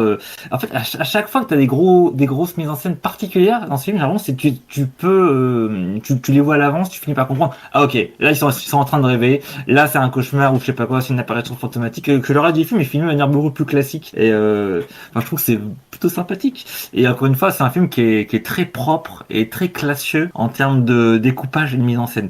La photo est sympa sans plus, mais c'est vraiment le découpage qui, on sent que c'est très harmonieux, très très savant dans la mise en scène, je trouve. En tout cas, moi, ça m'a pas mal marqué là-dessus. Ouais, clairement. Juste vite fait aussi par rapport au scénario, il y a ce qui est assez plaisant, c'est justement le fait que le scénario va beaucoup évoluer, va faire un peu des petites surprises, il va un peu changer de direction à plusieurs moments, notamment par Oui. exemple, ne serait-ce que juste le début qui fait très, souviens-toi l'été dernier, hein, vraiment, tu sais, on a tué quelqu'un, on se barre, on file du crime et ça va peut-être nous revenir à la gueule. Et finalement, ouais, on va partir sur un autre problème qui va en engendrer un autre. On va partir sur un autre. Il y a justement le fait où ils arrivent chez la mère. Là, du coup, à ce moment-là du film, ils ont identifié du coup l'identité du fantôme, donc qui s'appelle Natré. Et ils vont chez la mère de Natré. Et Natré leur dit bah écoutez, je vous prépare à manger. Natré dans sa chambre, elle se repose. Ah oui, Et là, c'est le c'est moment où t'es particulier. oh. Et après, bon, j'en dis pas plus, mais après, il y a Ah, un autre twist dommage. quasiment juste après, où tu es encore sur le oh, Bah, c'est... suivi tout de suite après d'un oh. Et ça, c'est vraiment ce genre de double, triple réaction Ouais. où tu es vraiment petite ascenseur émotionnel du ouais. Tu réalises quelque chose qui te fait réaliser autre chose. Non, non, ça marche très très bien. Et donc après, oui, encore Mais, une fois, mais- le petit twist, le fin mot de l'histoire vers la fin, suivi d'un autre twist sur où est le oui, fantôme. moi j'ai trouvé que c'était un peu un côté, genre on croit que le film était fini au moment où, bah, où voilà, bon, on peut le dire, hein, ils font la crémation du corps, quoi. Mhm, Et en fait, c'est comme si t'avais un quatrième acte derrière où là, le coup, bah, vraiment, enfin, des révélations vont être faites, quoi. mhm, ouais, ouais. Et hashtag ça tourne mal, quoi. Ouais, clairement.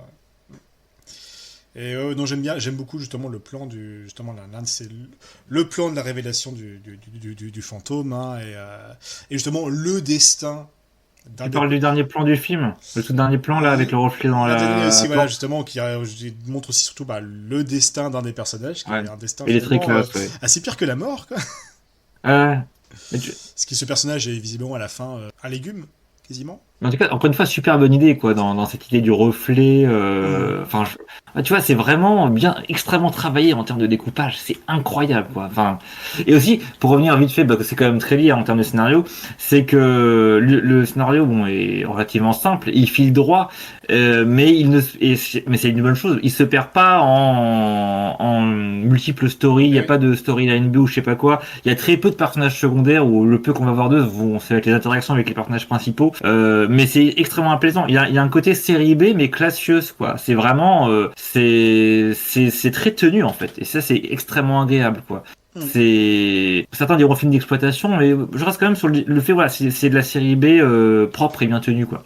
Mm. Et c'est très plaisant à voir, quoi, très efficace. Je pense pas que tu avais autre chose à dire sur le film en lui-même ou. Non, non, bah après, je pense Ouais. qu'il n'y a pas de truc à dire. Moi, j'ai pas trop travaillé sur le film. Je parle vraiment de mon ressenti en tant que spectateur. Mm. Mais non, le film, je pense que j'ai fait le tour de ce que je ressentais. Mm. Je veux qu'on parte sur nos critiques, j'imagine, sur Bah, nos notes. Bah écoute, juste si on parle un petit peu On peut finalement de parler. l'héritage de Oui, ce voilà, c'est film-là, vrai. donc effectivement, bah, number one de box-office taille, hein, avec 867 800 dollars dès c'est son ouverture, hein, il est Ah resté au oui. top durant 2 semaines, 2 week-ends entiers, et finalement c'est devenu cette année-là, donc en 2004, le cinquième plus gros film en Thaïlande. Et encore une fois, je te parle Hmm. d'une année où Spider-Man 2 était sorti, qui était quasiment number one, il me semble, cette année-là, mais il y a pas mal de Un gros rouleau compresseur. très Ouais. gros film qui était sorti. Donc, cinquième film dans son pays, c'est quand même excellent. Donc, il y a des nominations meilleur film au Bangkok International Film Festival et tout autant de récompenses dans des festivals un peu plus petits. Pour ce qui est du duo de réalisateurs, donc Pinsat Nakun et Wong Pum, les deux ont continué ensemble pour faire le film Alone, que je n'ai pas vu mais qui parle de sœurs siamoises. Et après, Hmm. ça a été un petit peu la séparation. Ils ont bien fait moins de choses, ils ont fait bien moins de choses par la suite. Pinat Nakun a quand même rempilé un peu plus récemment. Quelle année ça? En 2021. Il a fait une alliance thaï sud-coréenne pour faire le film The Medium, qui est un documentaire que j'avais vraiment trouvé très sympa. Peut-être Hmm. que je le revois, j'ai plus grand souvenir à part que c'était franchement sympathique. Enfin, comme ils se sont fait un peu connaître avec Shutter, ils ont pu faire quelques petits segments, souvent dans des anthologies horrifiques. Ils ont fait un segment Ouais. notamment de ABCs of Death. Voilà, mais c'est vrai que bah, après The Medium, bon, y a plus grand chose. Hein. Et alors, c'est là qu'on parle un peu des trucs qui fâchent.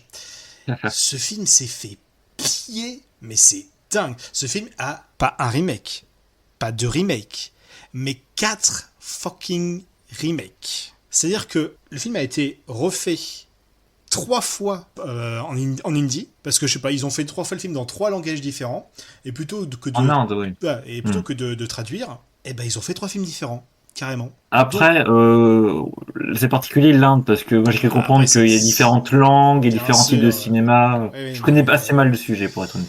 et alors bon, ce film-là, je les ai pas vus, mais a priori, ça doit vraiment voler bas. Donc 2 ans après, donc on a eu fait en Telugu. En 2007, on a eu CV, donc fait en tamil pour le coup. Et 3 ans plus tard, en hindi, hein, on a Click. J'aime bien le titre de ce film. Incroyable. Ça, c'est facilement trouvable en vidéothèque. Ça, hein. D'accord. C'était ironique. Mais donc ça fait déjà 3 remakes, hein, mais le plus gros pillage selon moi, c'est quand même Shutter de 2008, hein, fait par l'Amérique, par Hollywood. Et alors, ces mecs-là sont tellement respectueux du produit de base que c'est un film américano-japonais. Ils ont pris un japonais pour le diriger. Bah oui, parce que tu vois, thaïlandais, japonais, bon, ça reste tous les deux débridés, quoi. Donc bon, à peu près pas la même chose. Ouais, bon, je vais faire l'avocat du diable, mais j'imagine que ça devait s'inscrire dans cette vague de l'époque où les Américains se sont dit ah super, le cinéma japonais d'horreur, où il y a les remakes de The Grudge et compagnie qui étaient des coproductions américano-japonaises. Mais bon, c'est vrai qu'à la base c'est thaïlandais, ça n'a rien à voir avec le Japon là-bas. Tu vois l'affiche de ce fameux Shudder de 2008, on te dit par les producteurs exécutifs de The Grudge et The Ring. Voilà. Oui, les versions américaines, c'est ça qu'il faut comprendre, pas les originaux japonais. Donc j'ai jeté un petit coup d'œil, enfin c'est affligeant, quoi. C'est vraiment, tout se passe dans le Japon. Hein. La Thaïlande, qu'est-ce que c'est? Ça se mange, on connaît pas. Hein. Et l'américain le moyen, il sait pas où le placer sur une carte, donc le Japon, ça va, il sait à peu près. Bon, c'est vers la gauche, hein, par rapport à nous. Bon. Et donc voilà, et donc on suit pareil un couple de photographes, donc Toon qui est maintenant Ben. Sa femme, on a gardé quand même Jane parce que ça va, ça c'est bon, c'est prononçable par un américain, donc ça va, il n'y a pas trop de soucis. Et donc là, par contre, c'est un photographe, mais prestigieux, tu vois, parce que bon, un photographe américain, c'est mieux qu'un photographe thaïlandais, tu vois. Hein, le couple dans le premier, enfin dans l'original, ils sont un peu fauchés. Là, c'est un mec qui est ultra riche, qui a un studio immense, voilà. Encore une fois, le côté très exigu de l'appartement qui créait la peur dans l'original. On passe à côté, ça pue le colonialisme à mort, hein, c'est vraiment, tout est à hauteur d'Américains, les Japonais, tous les personnages japonais sont des subalternes qui sont juste des personnages fonction. C'est un film pour le public américain. On te met une petite incrustation du Mont Fuji en 3D dégueulasse, parce que voilà, t'as vu, on est au Japon, il y a le Mont Fuji, c'est génial, waouh. Et puis bon, bah comme c'est américain, voilà, c'est aucune subtilité, c'est du cut violent, enfin la séquence justement du suicide, enfin c'est dégueulasse, vraiment. Ne regardez pas ce genre de merde, quoi, vraiment. Alors c'est facile à voir la différence, hein, en France, on a eu le bon ton de l'appeler Spirits. Non, en fait, c'est de la merde parce qu'il n'y a qu'un seul esprit. Alors pourquoi tu dis Spirits avec au pluriel? Mais, bref. Ce qui est intéressant, c'est qu'au moins, ça permet de faire la différence entre le bon et le mauvais. Si tu le cherches en français dans des DVD, bah, tu sauras très bien que si c'est marqué Spirits, c'est pas bon, pas manger. C'est caca. Spirits, ouais. Tu laisses à côté. Alors que Shutter, là, c'est bon, tu peux le prendre chez toi. Voilà, oui, ce que tu disais, Spirits, c'est vraiment le nom français, exclusivement français du remake américain. Aux États-Unis, le remake s'appelle toujours toujours Shutter comme le titre thaïlandais original. Donc ça peut porter à confusion. Du coup, eux, ils peuvent se faire baiser, quoi. Tu vois, le cinéphile américain, il peut, avec son étalement, prendre le mauvais film. Non, mais c'est le film qui remplace l'original, tu comprends. C'est ça l'idée, mais qui a le même nom. Et tu vois, ça me fait chier parce que ce film-là, tu vois, l'original, le vrai Shutter, il a fait en tout 7 millions au box-office. Alors que en Amérique, la version américaine, ils ont fait un budget de 8 millions et ils en ont rapporté 48 millions. D'accord. Ah non, ça va, voilà. C'est une très bonne affaire. Pour un film qui est de la merde, honnêtement. Mais voilà, ils ont piqué une idée. Et c'est cool, ils ont de la thune. Ça m'énerve, ce genre de truc-là, ça me rend furieux. Je pense pas que je vais redescendre avec le film suivant, mais bon. Vraiment, concentrez-vous sur les originaux. Qu'on parle du remake, bon, on a déjà un peu parlé des remakes il y a plusieurs épisodes. Un remake peut être très intéressant s'il est bien fait, mais quand on est sur ces adaptations, parce que c'est pas un remake, c'est une version de tel autre pays. Pour moi, c'est majoritairement uniquement motivé par vouloir se faire du pognon, et on a l'excuse d'adapter ça à un autre public pour éclipser l'original. Oui, puis en plus, c'est des remakes qui sont tous sortis assez rapidement. Les 3 films indiens et ce film américain sont sortis très rapidement après l'original. Oui, en fait. Donc c'est vraiment, ils se sont dépêchés de servir la soupe pendant qu'elle est encore chaude. C'est ça. C'était la petite, j'imagine, typiquement l'original thaïlandais devait être un film qui a dû surprendre beaucoup de gens. Je sais pas, mais j'imagine typiquement un film de festival. Il se dit vite, faut qu'on le récupère et qu'on le réadapte à notre sauce avant que l'original soit suffisamment connu du grand C'est ça, public. c'est que l'original il aurait pu se répandre encore plus, être encore plus connu, mais non, non. On a décidé tout de suite de tuer ce succès dans l'œuf pour s'accaparer ce succès-là et faire sa version-là. Et ça me saoule. C'est pareil à... Bon là, c'est asiatique, donc c'est toujours un peu plus loin, c'est encore plus triste pour eux. Mais pareil, tu reprends les pays nordiques qui se font piller complètement. Je les ai pas en tête là, mais il y en a plein qui sont remakés en américain et les originaux, on ne les connaît pas du tout. Ou même Millennium. La saga Millennium, il y a une Ah oui, c'est version un exemple, américaine oui. ou Let David Me In. Fincher qui a fait. Let Me In, qui est très bien. Let Me In, qui est excellent. C'est du Twilight, mais en bien. Et enfin, Morse. C'est pas dur, hein, Il s'appelle mais- Morse en. L'original, il s'appelle Morse. Mais, Ah, ça me dit quelque chose vaguement, ça. et là, le remake américain s'appelle Let Me In, mais à la base, c'est basé sur le roman Let the Right One In. Et c'est pareil. Et alors, effectivement, certains diront ouais, mais le remake il est bien. Mais j'en ai rien à foutre que le remake il soit bon. Peu importe. Je m'en fous s'il est bien parce que dans cette nouvelle version-là, on a pris plein d'acteurs que vous connaissez. Peu importe, moi je veux voir l'original, putain. Et alors, tu sais, c'est l'excuse. Bah oui, bah, le remake il est bon. Bah oui, mais en attendant, c'est une idée originale à la base qu'on oublie complètement. Je vois, oui. Laisse-moi entrer, Let Me In, oui, c'était Matt Reeves, effectivement, je vois, je Voilà, refais. voilà. Et donc pareil, oui, donc avec les Millennium qui. Bah enfin, Oui, c'était le moment coup de gueule. oui. Après, de manière, oui. Revenons et concluons Shutter. Oui, tout à fait. Bah, du coup, pour Shutter, bah oui, tire c'est gagnant. Hein. Je pense que je le reverrai. J'ai aimé et je le conseillerais. Je le conseille tout en plus que bah, il y a un remake qu'il faut éviter. Hein. Plusieurs, potentiellement, Voilà. plusieurs Bon, à après, éviter. les autres, les indies, peu de chance de tomber dessus quand même. Hein. Oui, il faut peut-être fouiller un peu plus. Ouais, c'est moins des films qui sont trouvables en vidéothèque en France facilement. Mhm. Bah, je serais comme toi, oui, c'était très très bien, j'ai bien aimé, je le recommanderais chaudement. Oui, bah je le reverrai, même si j'ai un peu une fascination morbide. Les remakes m'intéressent un petit peu, mais ça peut redonner aussi de l'intérêt à l'original. Tu te dis les suites sont, enfin pas les suites, pardon, les remakes sont beaucoup moins bien. Du coup, ça ne fait qu'améliorer en fait l'estime qu'on peut avoir pour l'original. Mhm. Voilà, je ne sais pas. Bon, j'ai pas dit que j'allais les voir, mais bon. Non, par contre, l'original, je le reverrai, je pense aussi. Moi, je remettrais à ce film donc la note beaucoup de kilos superflus sur 20. Comprendront ceux qui auront vu le film. Et moi, bah, je noterai, parce que j'ai oublié de citer cette scène, mais en même temps, c'est juste un plan. Je, je dirais, je peux aller chier d'abord. Sur 20. Oui, parce que ces films, c'est aussi ça, c'est la Thaïlande et... Oui, il y a un petit moment comique qui est assez bien vu dans cette atmosphère Oui. assez étouffante, faut le dire. Hein. Et puis j'ai pas trouvé ce petit passage, disons-le clairement, hein, ce passage sur les Ladyboys, je l'ai pas trouvé désagréable ou mesquin ou quoi que ce soit, juste drôle. Et... Voilà, c'est juste le Moi j'ai validé. désamorçage de la séquence horrifique qui fait sourire un peu, voilà. Ok, eh ben écoute, on va reprendre la route, hein. Je vais remettre une petite ellipse.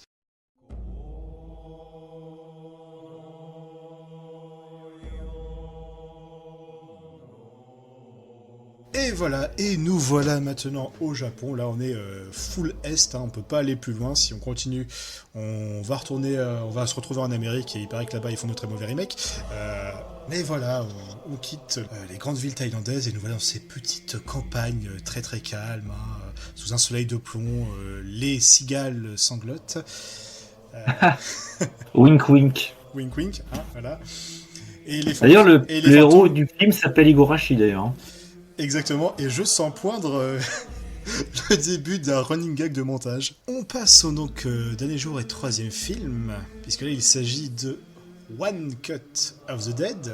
Titre pas très très beau, mais le titre original c'est Kamera Otomeruna, qu'on pourrait traduire par Ne coupez pas la caméra. Point d'exclamation. Donc, n'arrêtez pas la caméra. Ouais. Donc comédie horrifique slash film de zombies totalement indé. Écrit et réalisé par Shinichiro Ueda. Ce qui est assez marrant, c'est que voilà, là on arrive au Japon. Là aussi, il y a un très grand historique de films de fantômes, d'ambiance assez flippante, assez glaçante. Hein, encore une fois, qu'on a cité tout à l'heure là. Cité avant, et on en a encore plein d'autres. Hein, One Missed Call, qui était excellent aussi à l'époque. Les Darkwater, qui est super Ah, également. il était remaké aux États-Unis aussi, celui-là. Ça me dit quelque chose. Oui. Bah, pardon. Désolé d'avoir mis le couteau dans la plaie. Je fais même pas exprès. Je vais me revoir une bière. Donc, ce qui est intéressant, c'est que bon, avec toute cette culture de fantômes, et bah, ce film-là ne se concentre absolument pas là-dessus. Hein. Là, on va partir un peu sur l'autre branche du cinéma horrifique japonais, à savoir le côté what the fuck. C'est souvent le Japon, c'est souvent les extrêmes. C'est qu'on a d'un côté le film bien léché, de fantômes, un peu mystérieux, etc. Ouais. Des Premier degré, des problèmes de société. Et de l'autre côté, les Typhoon Sushi, les Sushi Typhoon, Ah, tout ça, les trucs complètement barrés. les Vampire Girl versus Frankenstein Girl, je sais pas quoi. Exactement, enfin, tous ces trucs-là. Ah ouais, là, ce film-là, c'est ni l'un ni l'autre, entre guillemets, le film dont on parle ce soir. Il lorgne légèrement du côté un peu what the fuck quand même. Ouais, tu trouves? Même si, bon voilà, il a ce côté japonais qui se prend un peu moins au sérieux, pour le coup. Ah oui, ça Et d'accord. qui a ce côté un peu plus cheapos. C'est vrai que le côté, justement, Typhoon Sushi, c'est aussi assez cheapos. Paraît-il, j'ai vu la bande-annonce à l'époque et... Mais le truc, c'est que, finalement, est-ce que c'est vraiment un film d'horreur dont on parle là, ce soir? Ah, attention. Ah, bah c'est horrifique. Mais Hmm, c'est une comédie horrifique en soi. oui. Voilà, hein, Alors là, ça compte. Mais après, effectivement, on pourrait aussi dire que c'est aussi un film sur le cinéma en tout à fait. général. Alors, C'est l'art de faire des films, tout à fait. c'est ça. Alors voilà, vite fait, c'était le 7e plus gros film japonais en 2018. Donc on est arrivé à En termes de oui, combien? ok. Ouais, en termes d'entrée et tout ça. Donc Ok.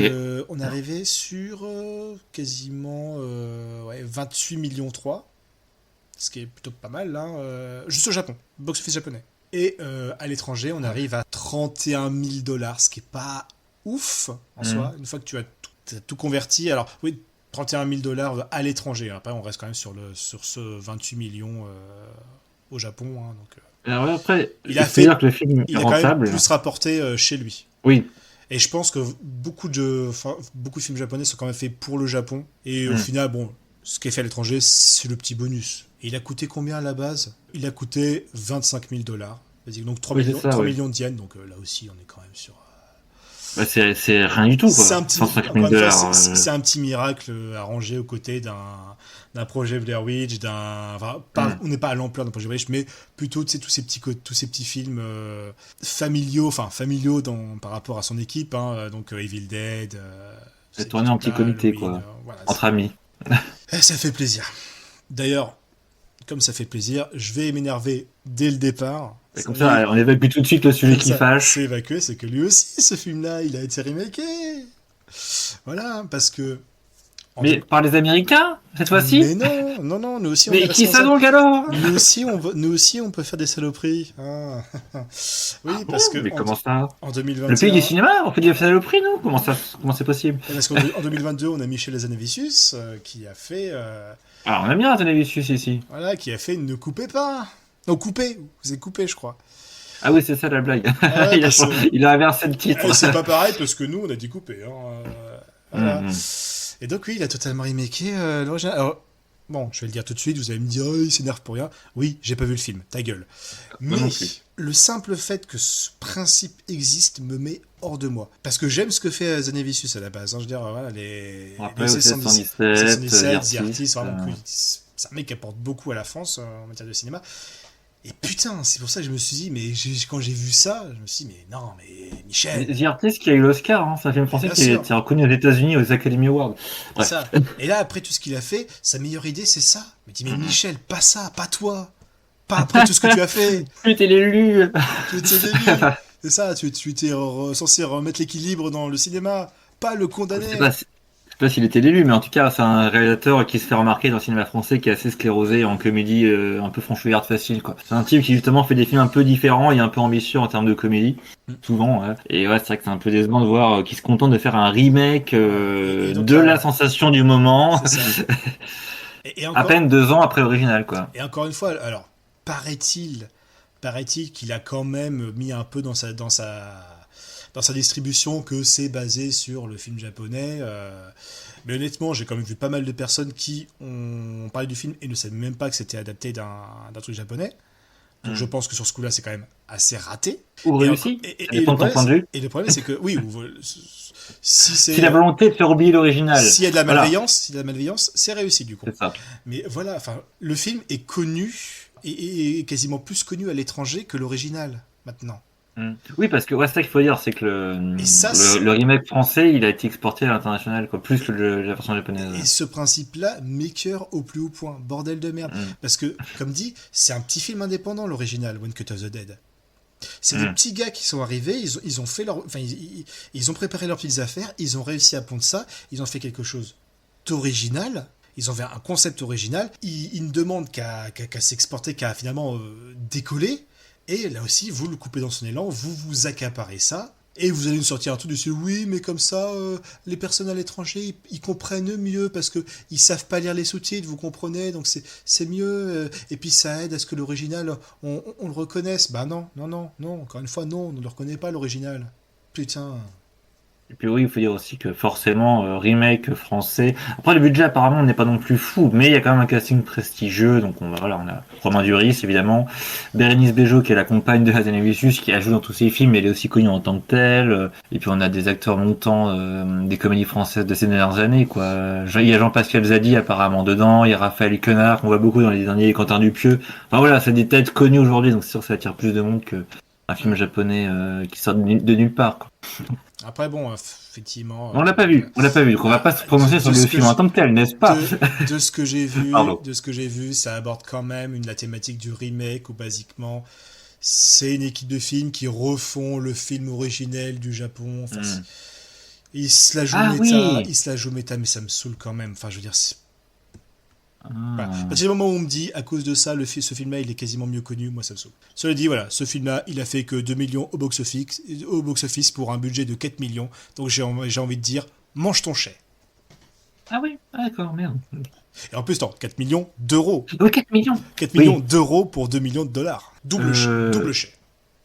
D'accord. Oui, c'est vrai que le film a beaucoup moins bien marché, beaucoup moins rentable du coup que l'original, effectivement. Bref, ça m'a énervé. On parle du film. Oui, alors du japonais, du coup, ne coupez pas. Alors du coup, le problème, c'est que si on veut pitcher un peu le scénario, je crois que malheureusement, il faut comme spoiler le coup de théâtre du film, quoi. Il va falloir faire d'abord une petite partie, on va dire spoiler free. No spoil. Et il y a un moment, voilà, on va vous prévenir quand même. Et à ce moment-là, il vaut mieux arrêter le podcast ici. Oui, je sais, un podcast qui vous dit d'arrêter de regarder. C'est rare, mais écoute, voilà, on a un public suffisamment petit pour se le permettre. Hein, voilà.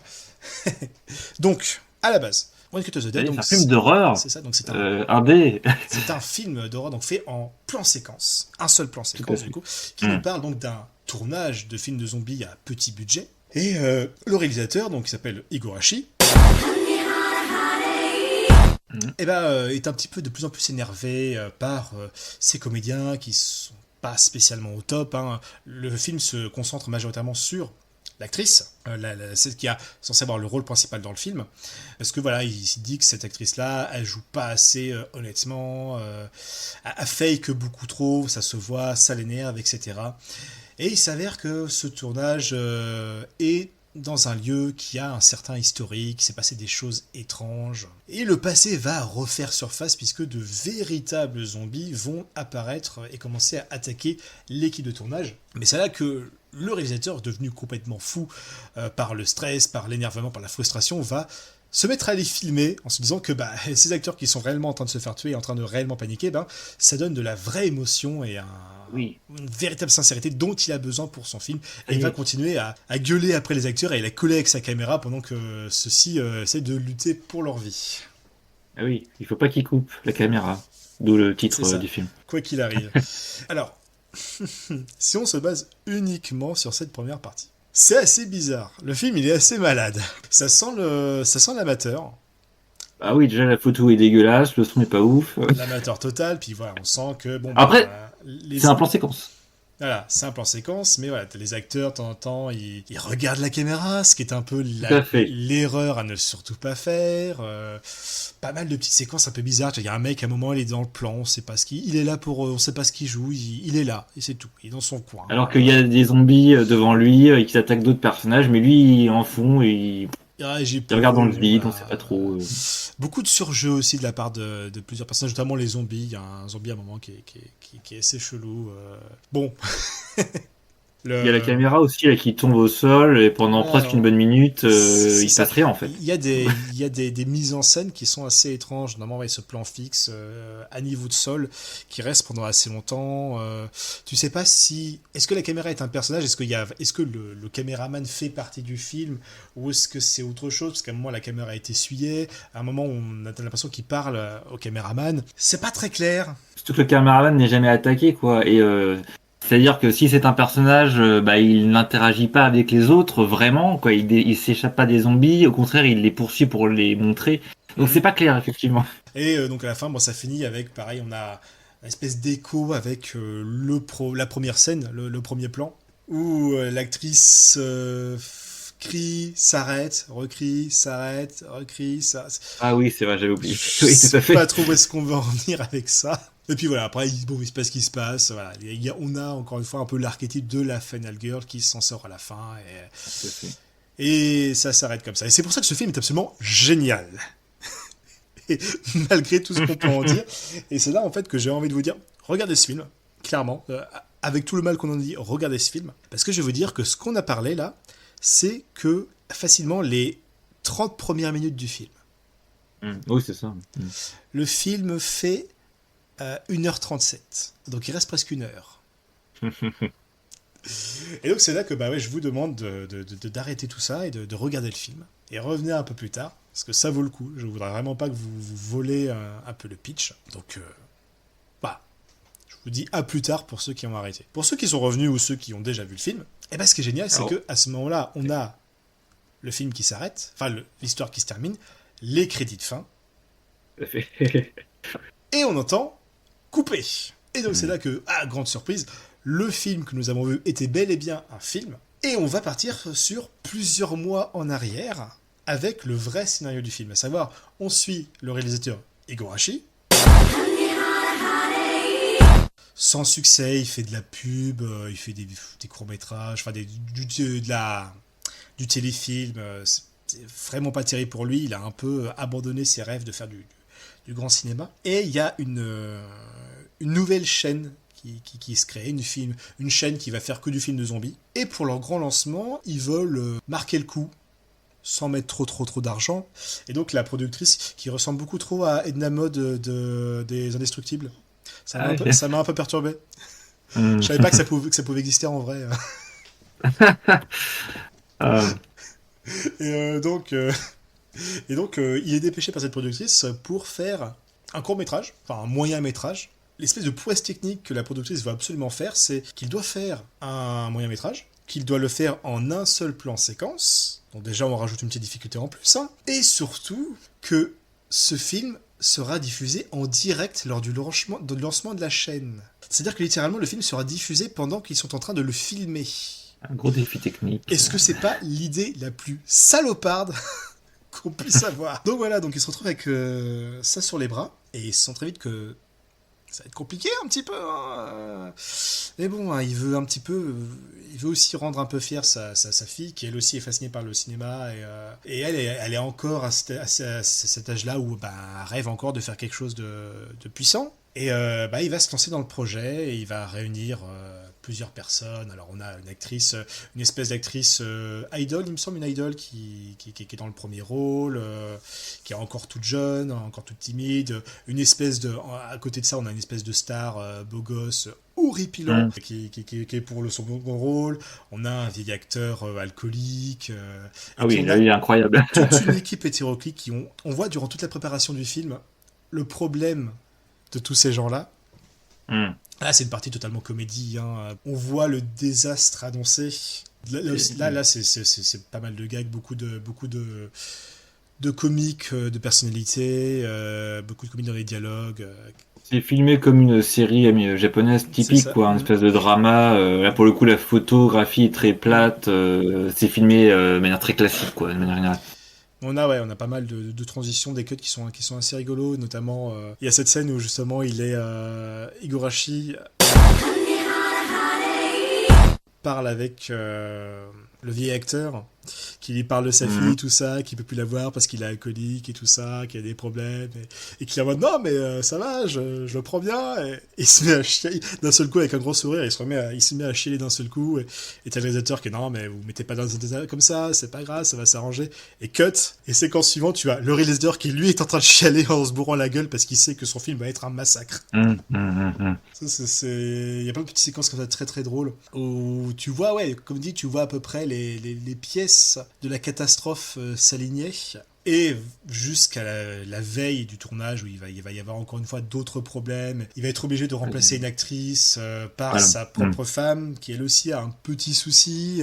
Oui, comment elle joue, elle est à fond dans le rôle. Ouais. Et après, donc, on a la troisième partie qui est le film. On va revoir à nouveau le film, mais cette fois-ci, on va le voir de l'autre côté de la caméra. Et là, en fait, là, oui.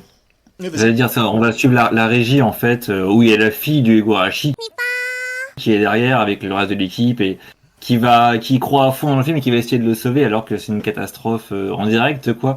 L'acteur bourré qui en fait, le mec qui était assis, qui ne faisait rien, qui avait le regard avide, qui se retrouve à vomir à un moment, en fait, ça va être intégré dans la mise en scène bon an, mal an, grâce aux efforts de tout le monde. On l'a pas dit aussi, c'est que le réalisateur, le fameux Higurashi, en fait, il va devoir jouer le rôle, qui est le réalisateur du film, se trouve à jouer le rôle du réalisateur fictif du film dans le film, parce que il y a une histoire d'accident, je crois, entre. C'est ça, c'est le réalisateur et l'actrice de la maquilleuse, ils avaient une affaire entre eux, ils ont chopé un accident en essayant d'aller se voir. C'est un bordel. Donc totalement méta, le réalisateur du court-métrage se retrouve à jouer le rôle d'un réalisateur et va en profiter pour laisser éclater réellement sa frustration, notamment quand il commence à baffer l'acteur, tu sens que c'est juste Higurashi lui-même qui pète un câble et commence à l'insulter. Franchement, je trouve ça extrêmement drôle. Il y a un cynisme que je trouve très japonais. Pour rappel, la base du film dans le film, c'est un réalisateur qui pète un câble et qui demande à ses acteurs de jouer mieux, et il le fait en fait en filmant des zombies qui arrivent sur le dans la scène, quoi, enfin dans le décor, genre. Ouais, c'est compliqué là. J'explique très mal parce que du coup, est-ce que je parle du film dans le film ou du film de base qui raconte ce qu'on a dans One Cut of the Dead. Enfin, oui, comme tu dis, c'est très méta, et au moins l'intelligence du film, c'est d'être didactique, c'est de montrer en étapes d'abord le produit final, et puis après de te montrer comment ils l'ont fait, quoi. Du coup, t'es jamais perdu, et il y a vraiment un plaisir à comprendre, d'avoir les différents points de vue, et c'est d'autant plus. C'est ça en fait, tout le comics quasiment sort de là, quoi. Ça. Et donc comme on voit l'autre côté de la caméra, finalement toutes les erreurs, tous les faux pas que l'on voyait dans la première partie, on voit un peu la raison de ces faux pas, et ça marche extrêmement bien. On voit que le zombie qui joue mal, c'est parce que le mec est bourré, et avant il était quasiment inconscient, donc c'est littéralement le réalisateur qui lui tenait la jambe et qui le manipulait comme une marionnette. Ah oui, c'est vrai, oui, tout à fait. Voilà, le type qui veut se barrer du plateau parce que l'acteur, enfin le perchiste avait la chiasse, enfin voilà quoi. Même un moment où il y a une scène avec un zombie dont on voit que les pieds, en fait c'est le réalisateur lui-même qui a enlevé ses godasses et qui fait la scène, et en même temps il apporte un petit panneau où il y a marqué à l'actrice sur le panneau que on va changer totalement la scène, il va se passer ça parce qu'elle a des problèmes. Oui. Et aussi là, il faut qu'ils improvisent un texte pour le temps que les autres se préparent, donc les personnages se mettent à raconter un truc. C'est ça. C'est pas trop pourquoi. Il parle, il s'arrête, il regarde la caméra pour voir le mec qui leur donne des instructions derrière. Ok, il continue. C'est vrai que voilà, on comprend le rythme décousu. La caméra tombe par terre parce que le caméraman s'est complètement bloqué le dos, et du coup c'est récupéré après par son apprenti qui aime foutre des zooms et qui du coup en profite pour zoomer à fond. C'est vrai. Que tu vois, dans la seconde partie, tu la vois à chaque fois qui est ouais, non mais là on pourrait mettre un petit zoom, ça donne un petit côté film d'action et tout ça. Et tu fais non mais laisse-moi porter la caméra. Et une fois qu'elle a la caméra en main, elle en profite à fond. Vraiment sympa, vraiment, je trouve que c'est un rafraîchissant. Évidemment, c'est le clou du film et du message, Voilà, le dernier mouvement de caméra qui n'est plus possible. Je crois pas qu'ils ont cassé une grue ou C'est un ça, à un tuerie moment, de durant, coup. il y a une baston et la caméra enfin, la grue pète. Et du coup, il faut qu'ils fassent une. Enfin, ils disent ah ben, la solution, c'est pas grave, on va quand même faire notre plan où la caméra remonte sur l'actrice en plan en plongée quoi. Mais du coup, il faut qu'on fasse une pyramide humaine et qu'on voilà tous les acteurs, tous les gens de la régie qui sont libres à ce moment-là plus ou moins, ils montent les uns sur les autres et comme ils peuvent quoi, pour que la caméra soit portée à bout de bras au-dessus d'eux.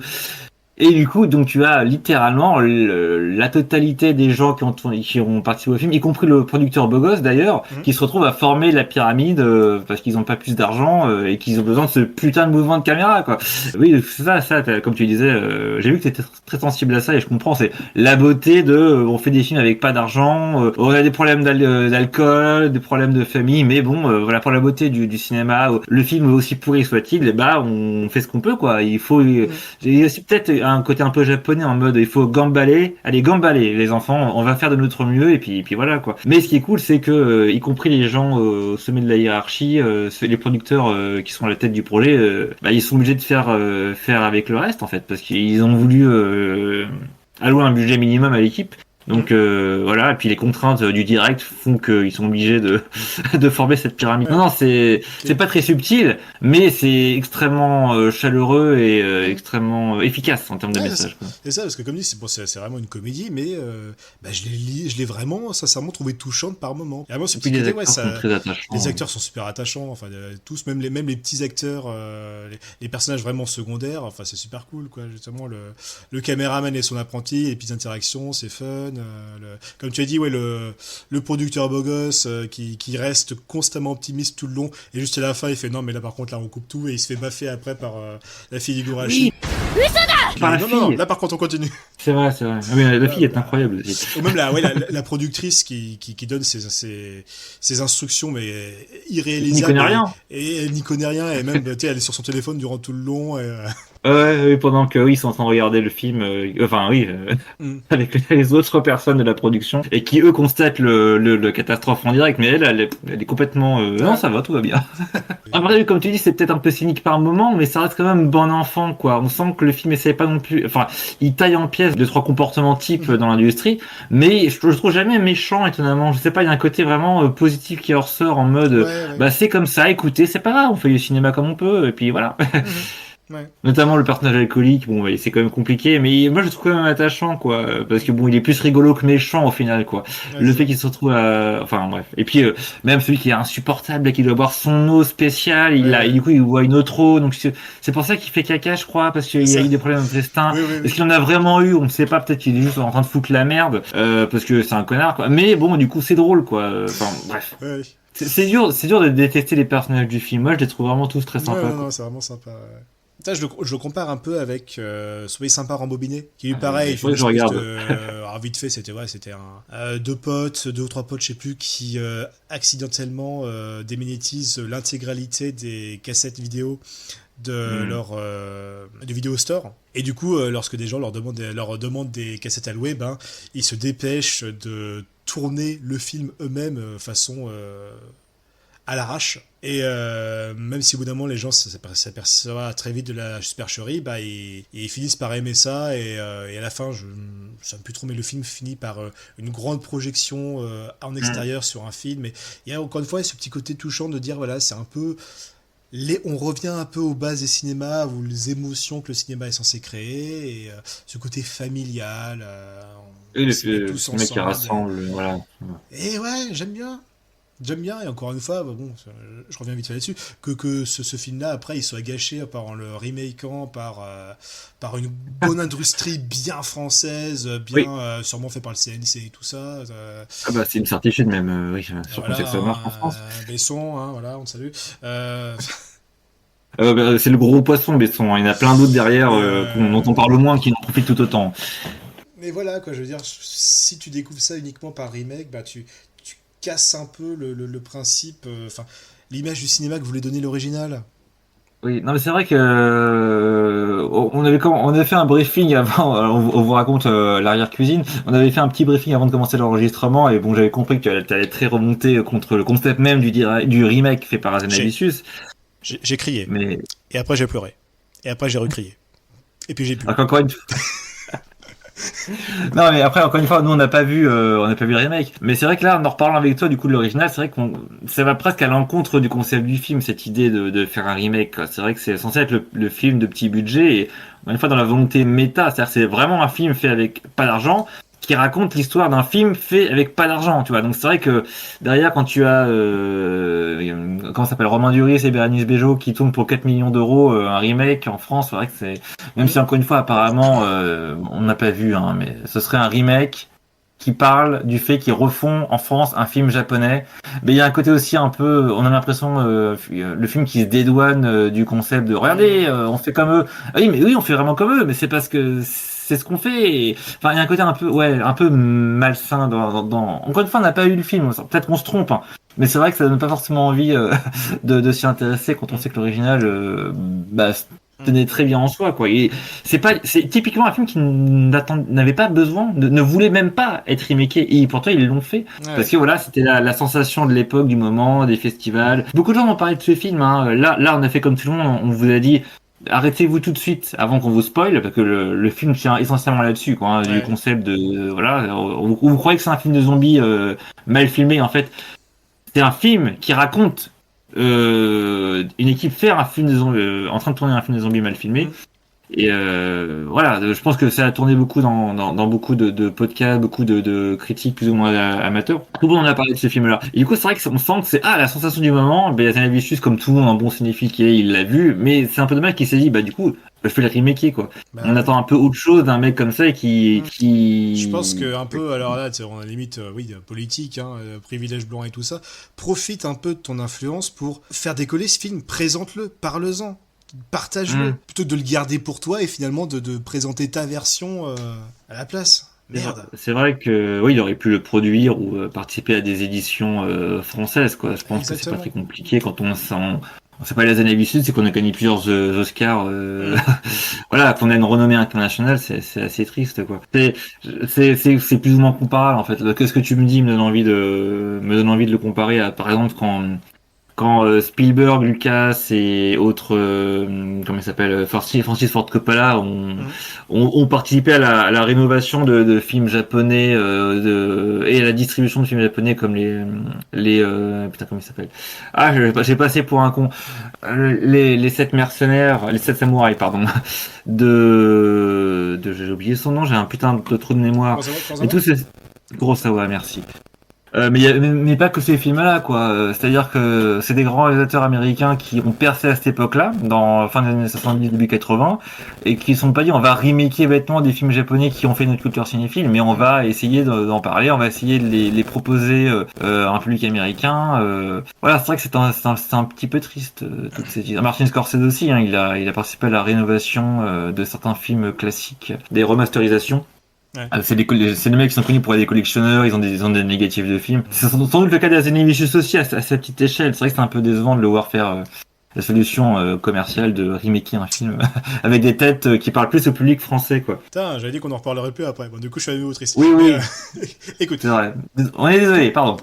Pour désamorcer la situation, je chercherai quelques petits trivia quand même sur le film. Hein. Faut savoir que c'est partiellement inspiré d'une pièce de théâtre, paraît-il, Ghost in the Box. Ah. Que le réalisateur, donc Shinichiro Ueda, avait vu 5 ans avant. Et donc, le film a eu droit à donc il a été partiellement crowdfundé. Et c'est vraiment le petit film, quoi. Hein. C'est ça, et il a pris 8 jours de shoot. Et 4 mois, par contre, pour éditer le tout. Hein, et notamment, justement, le plan séquence, le film dans le film. Ils ont dû le refaire 6 fois avant de tomber sur le bon take. D'ailleurs, je crois qu'on envoie des bouts. C'est ça, voilà. Dans le générique de fin. Et pareil, enfin, beaucoup de gens qui ont fait le vrai générique de fin. Beaucoup de gens qui ont fait partie de l'équipe, j'aimerais vraiment voir un making-of complet, parce que ça a l'air vraiment d'être une belle aventure, où justement, ouais, l'équipe disait, on s'en d'accord pour dire que c'était épuisant comme tournage, mais c'était aussi une grosse éclate. Et j'ose espérer que oui, c'était bel et bien le cas. Et donc oui, c'est vrai qu'à la fin, comme il y a déjà un générique au début du film, après la première partie, et bah durant le vrai générique, et ben on te met un making of au passage, donc basique, enfin le vrai making of. Donc on a le making of du film qui montre un making of d'un film qui C'est des poupées russes. Là, Inception qui est bien se tenir, hein. Une ambiance vraiment sympa et surtout ouais, une originalité certaine. Je vois aussi quoi, beaucoup de récompenses et de nominations, hein.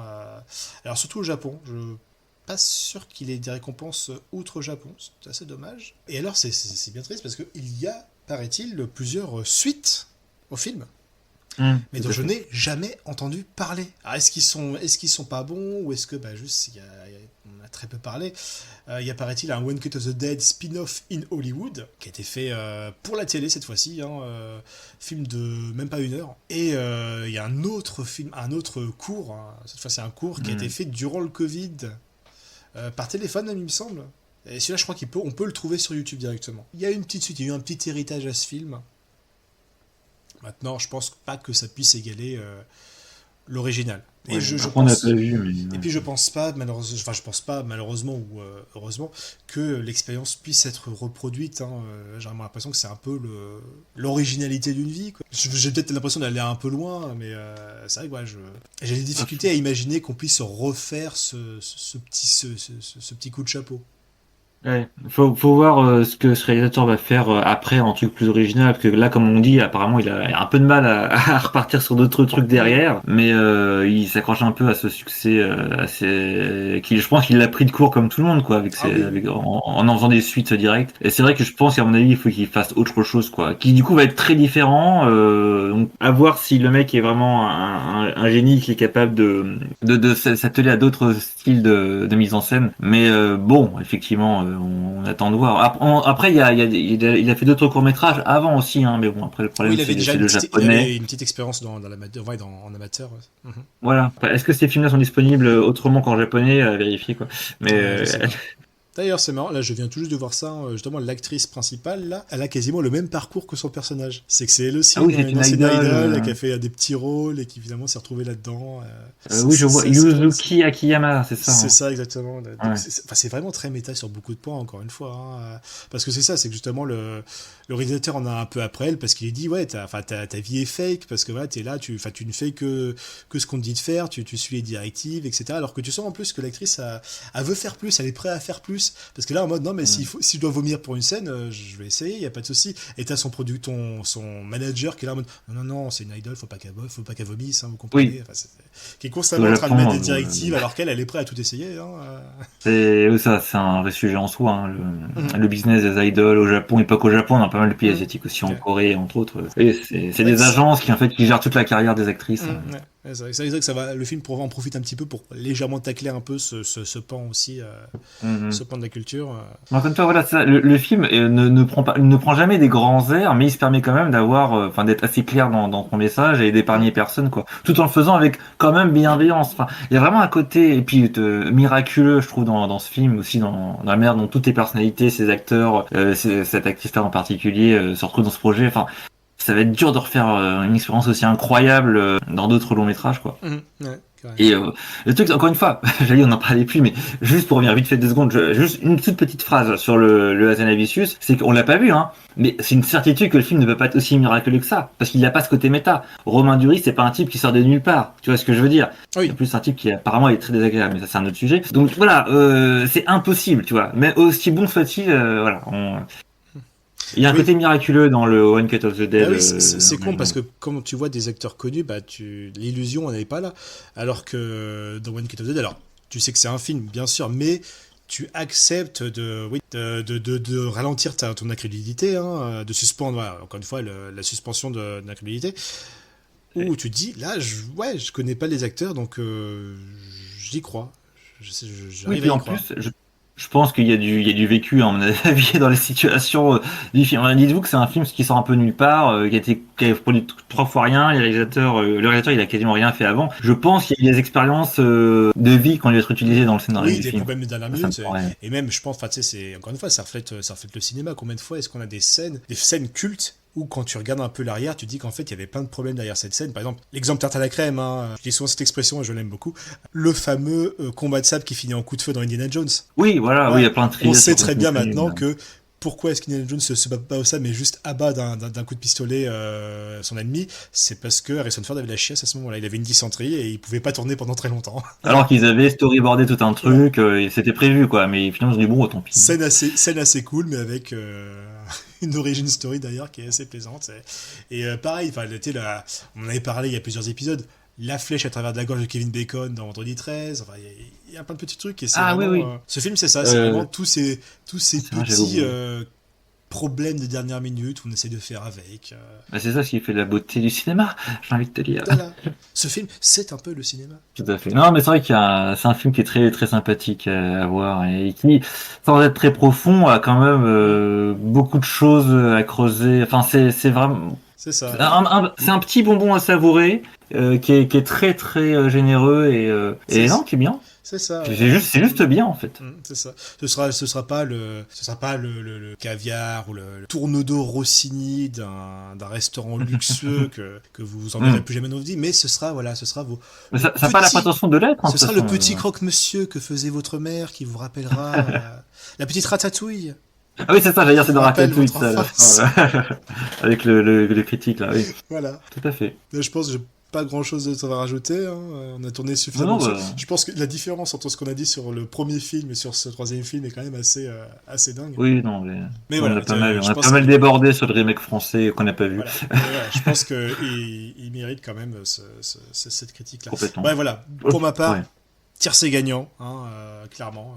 Vous devez sûrement le voir venir, hein, mais voilà. Oui, moi c'est pareil. Pareil, je l'ai aimé, je le reverrai avec grand plaisir et je le recommande. Même si je pense que beaucoup de gens l'ont vu quand même. C'est un film qui a fait. Il y a eu beaucoup de bouche à oreille. Là, j'espère. Beaucoup de.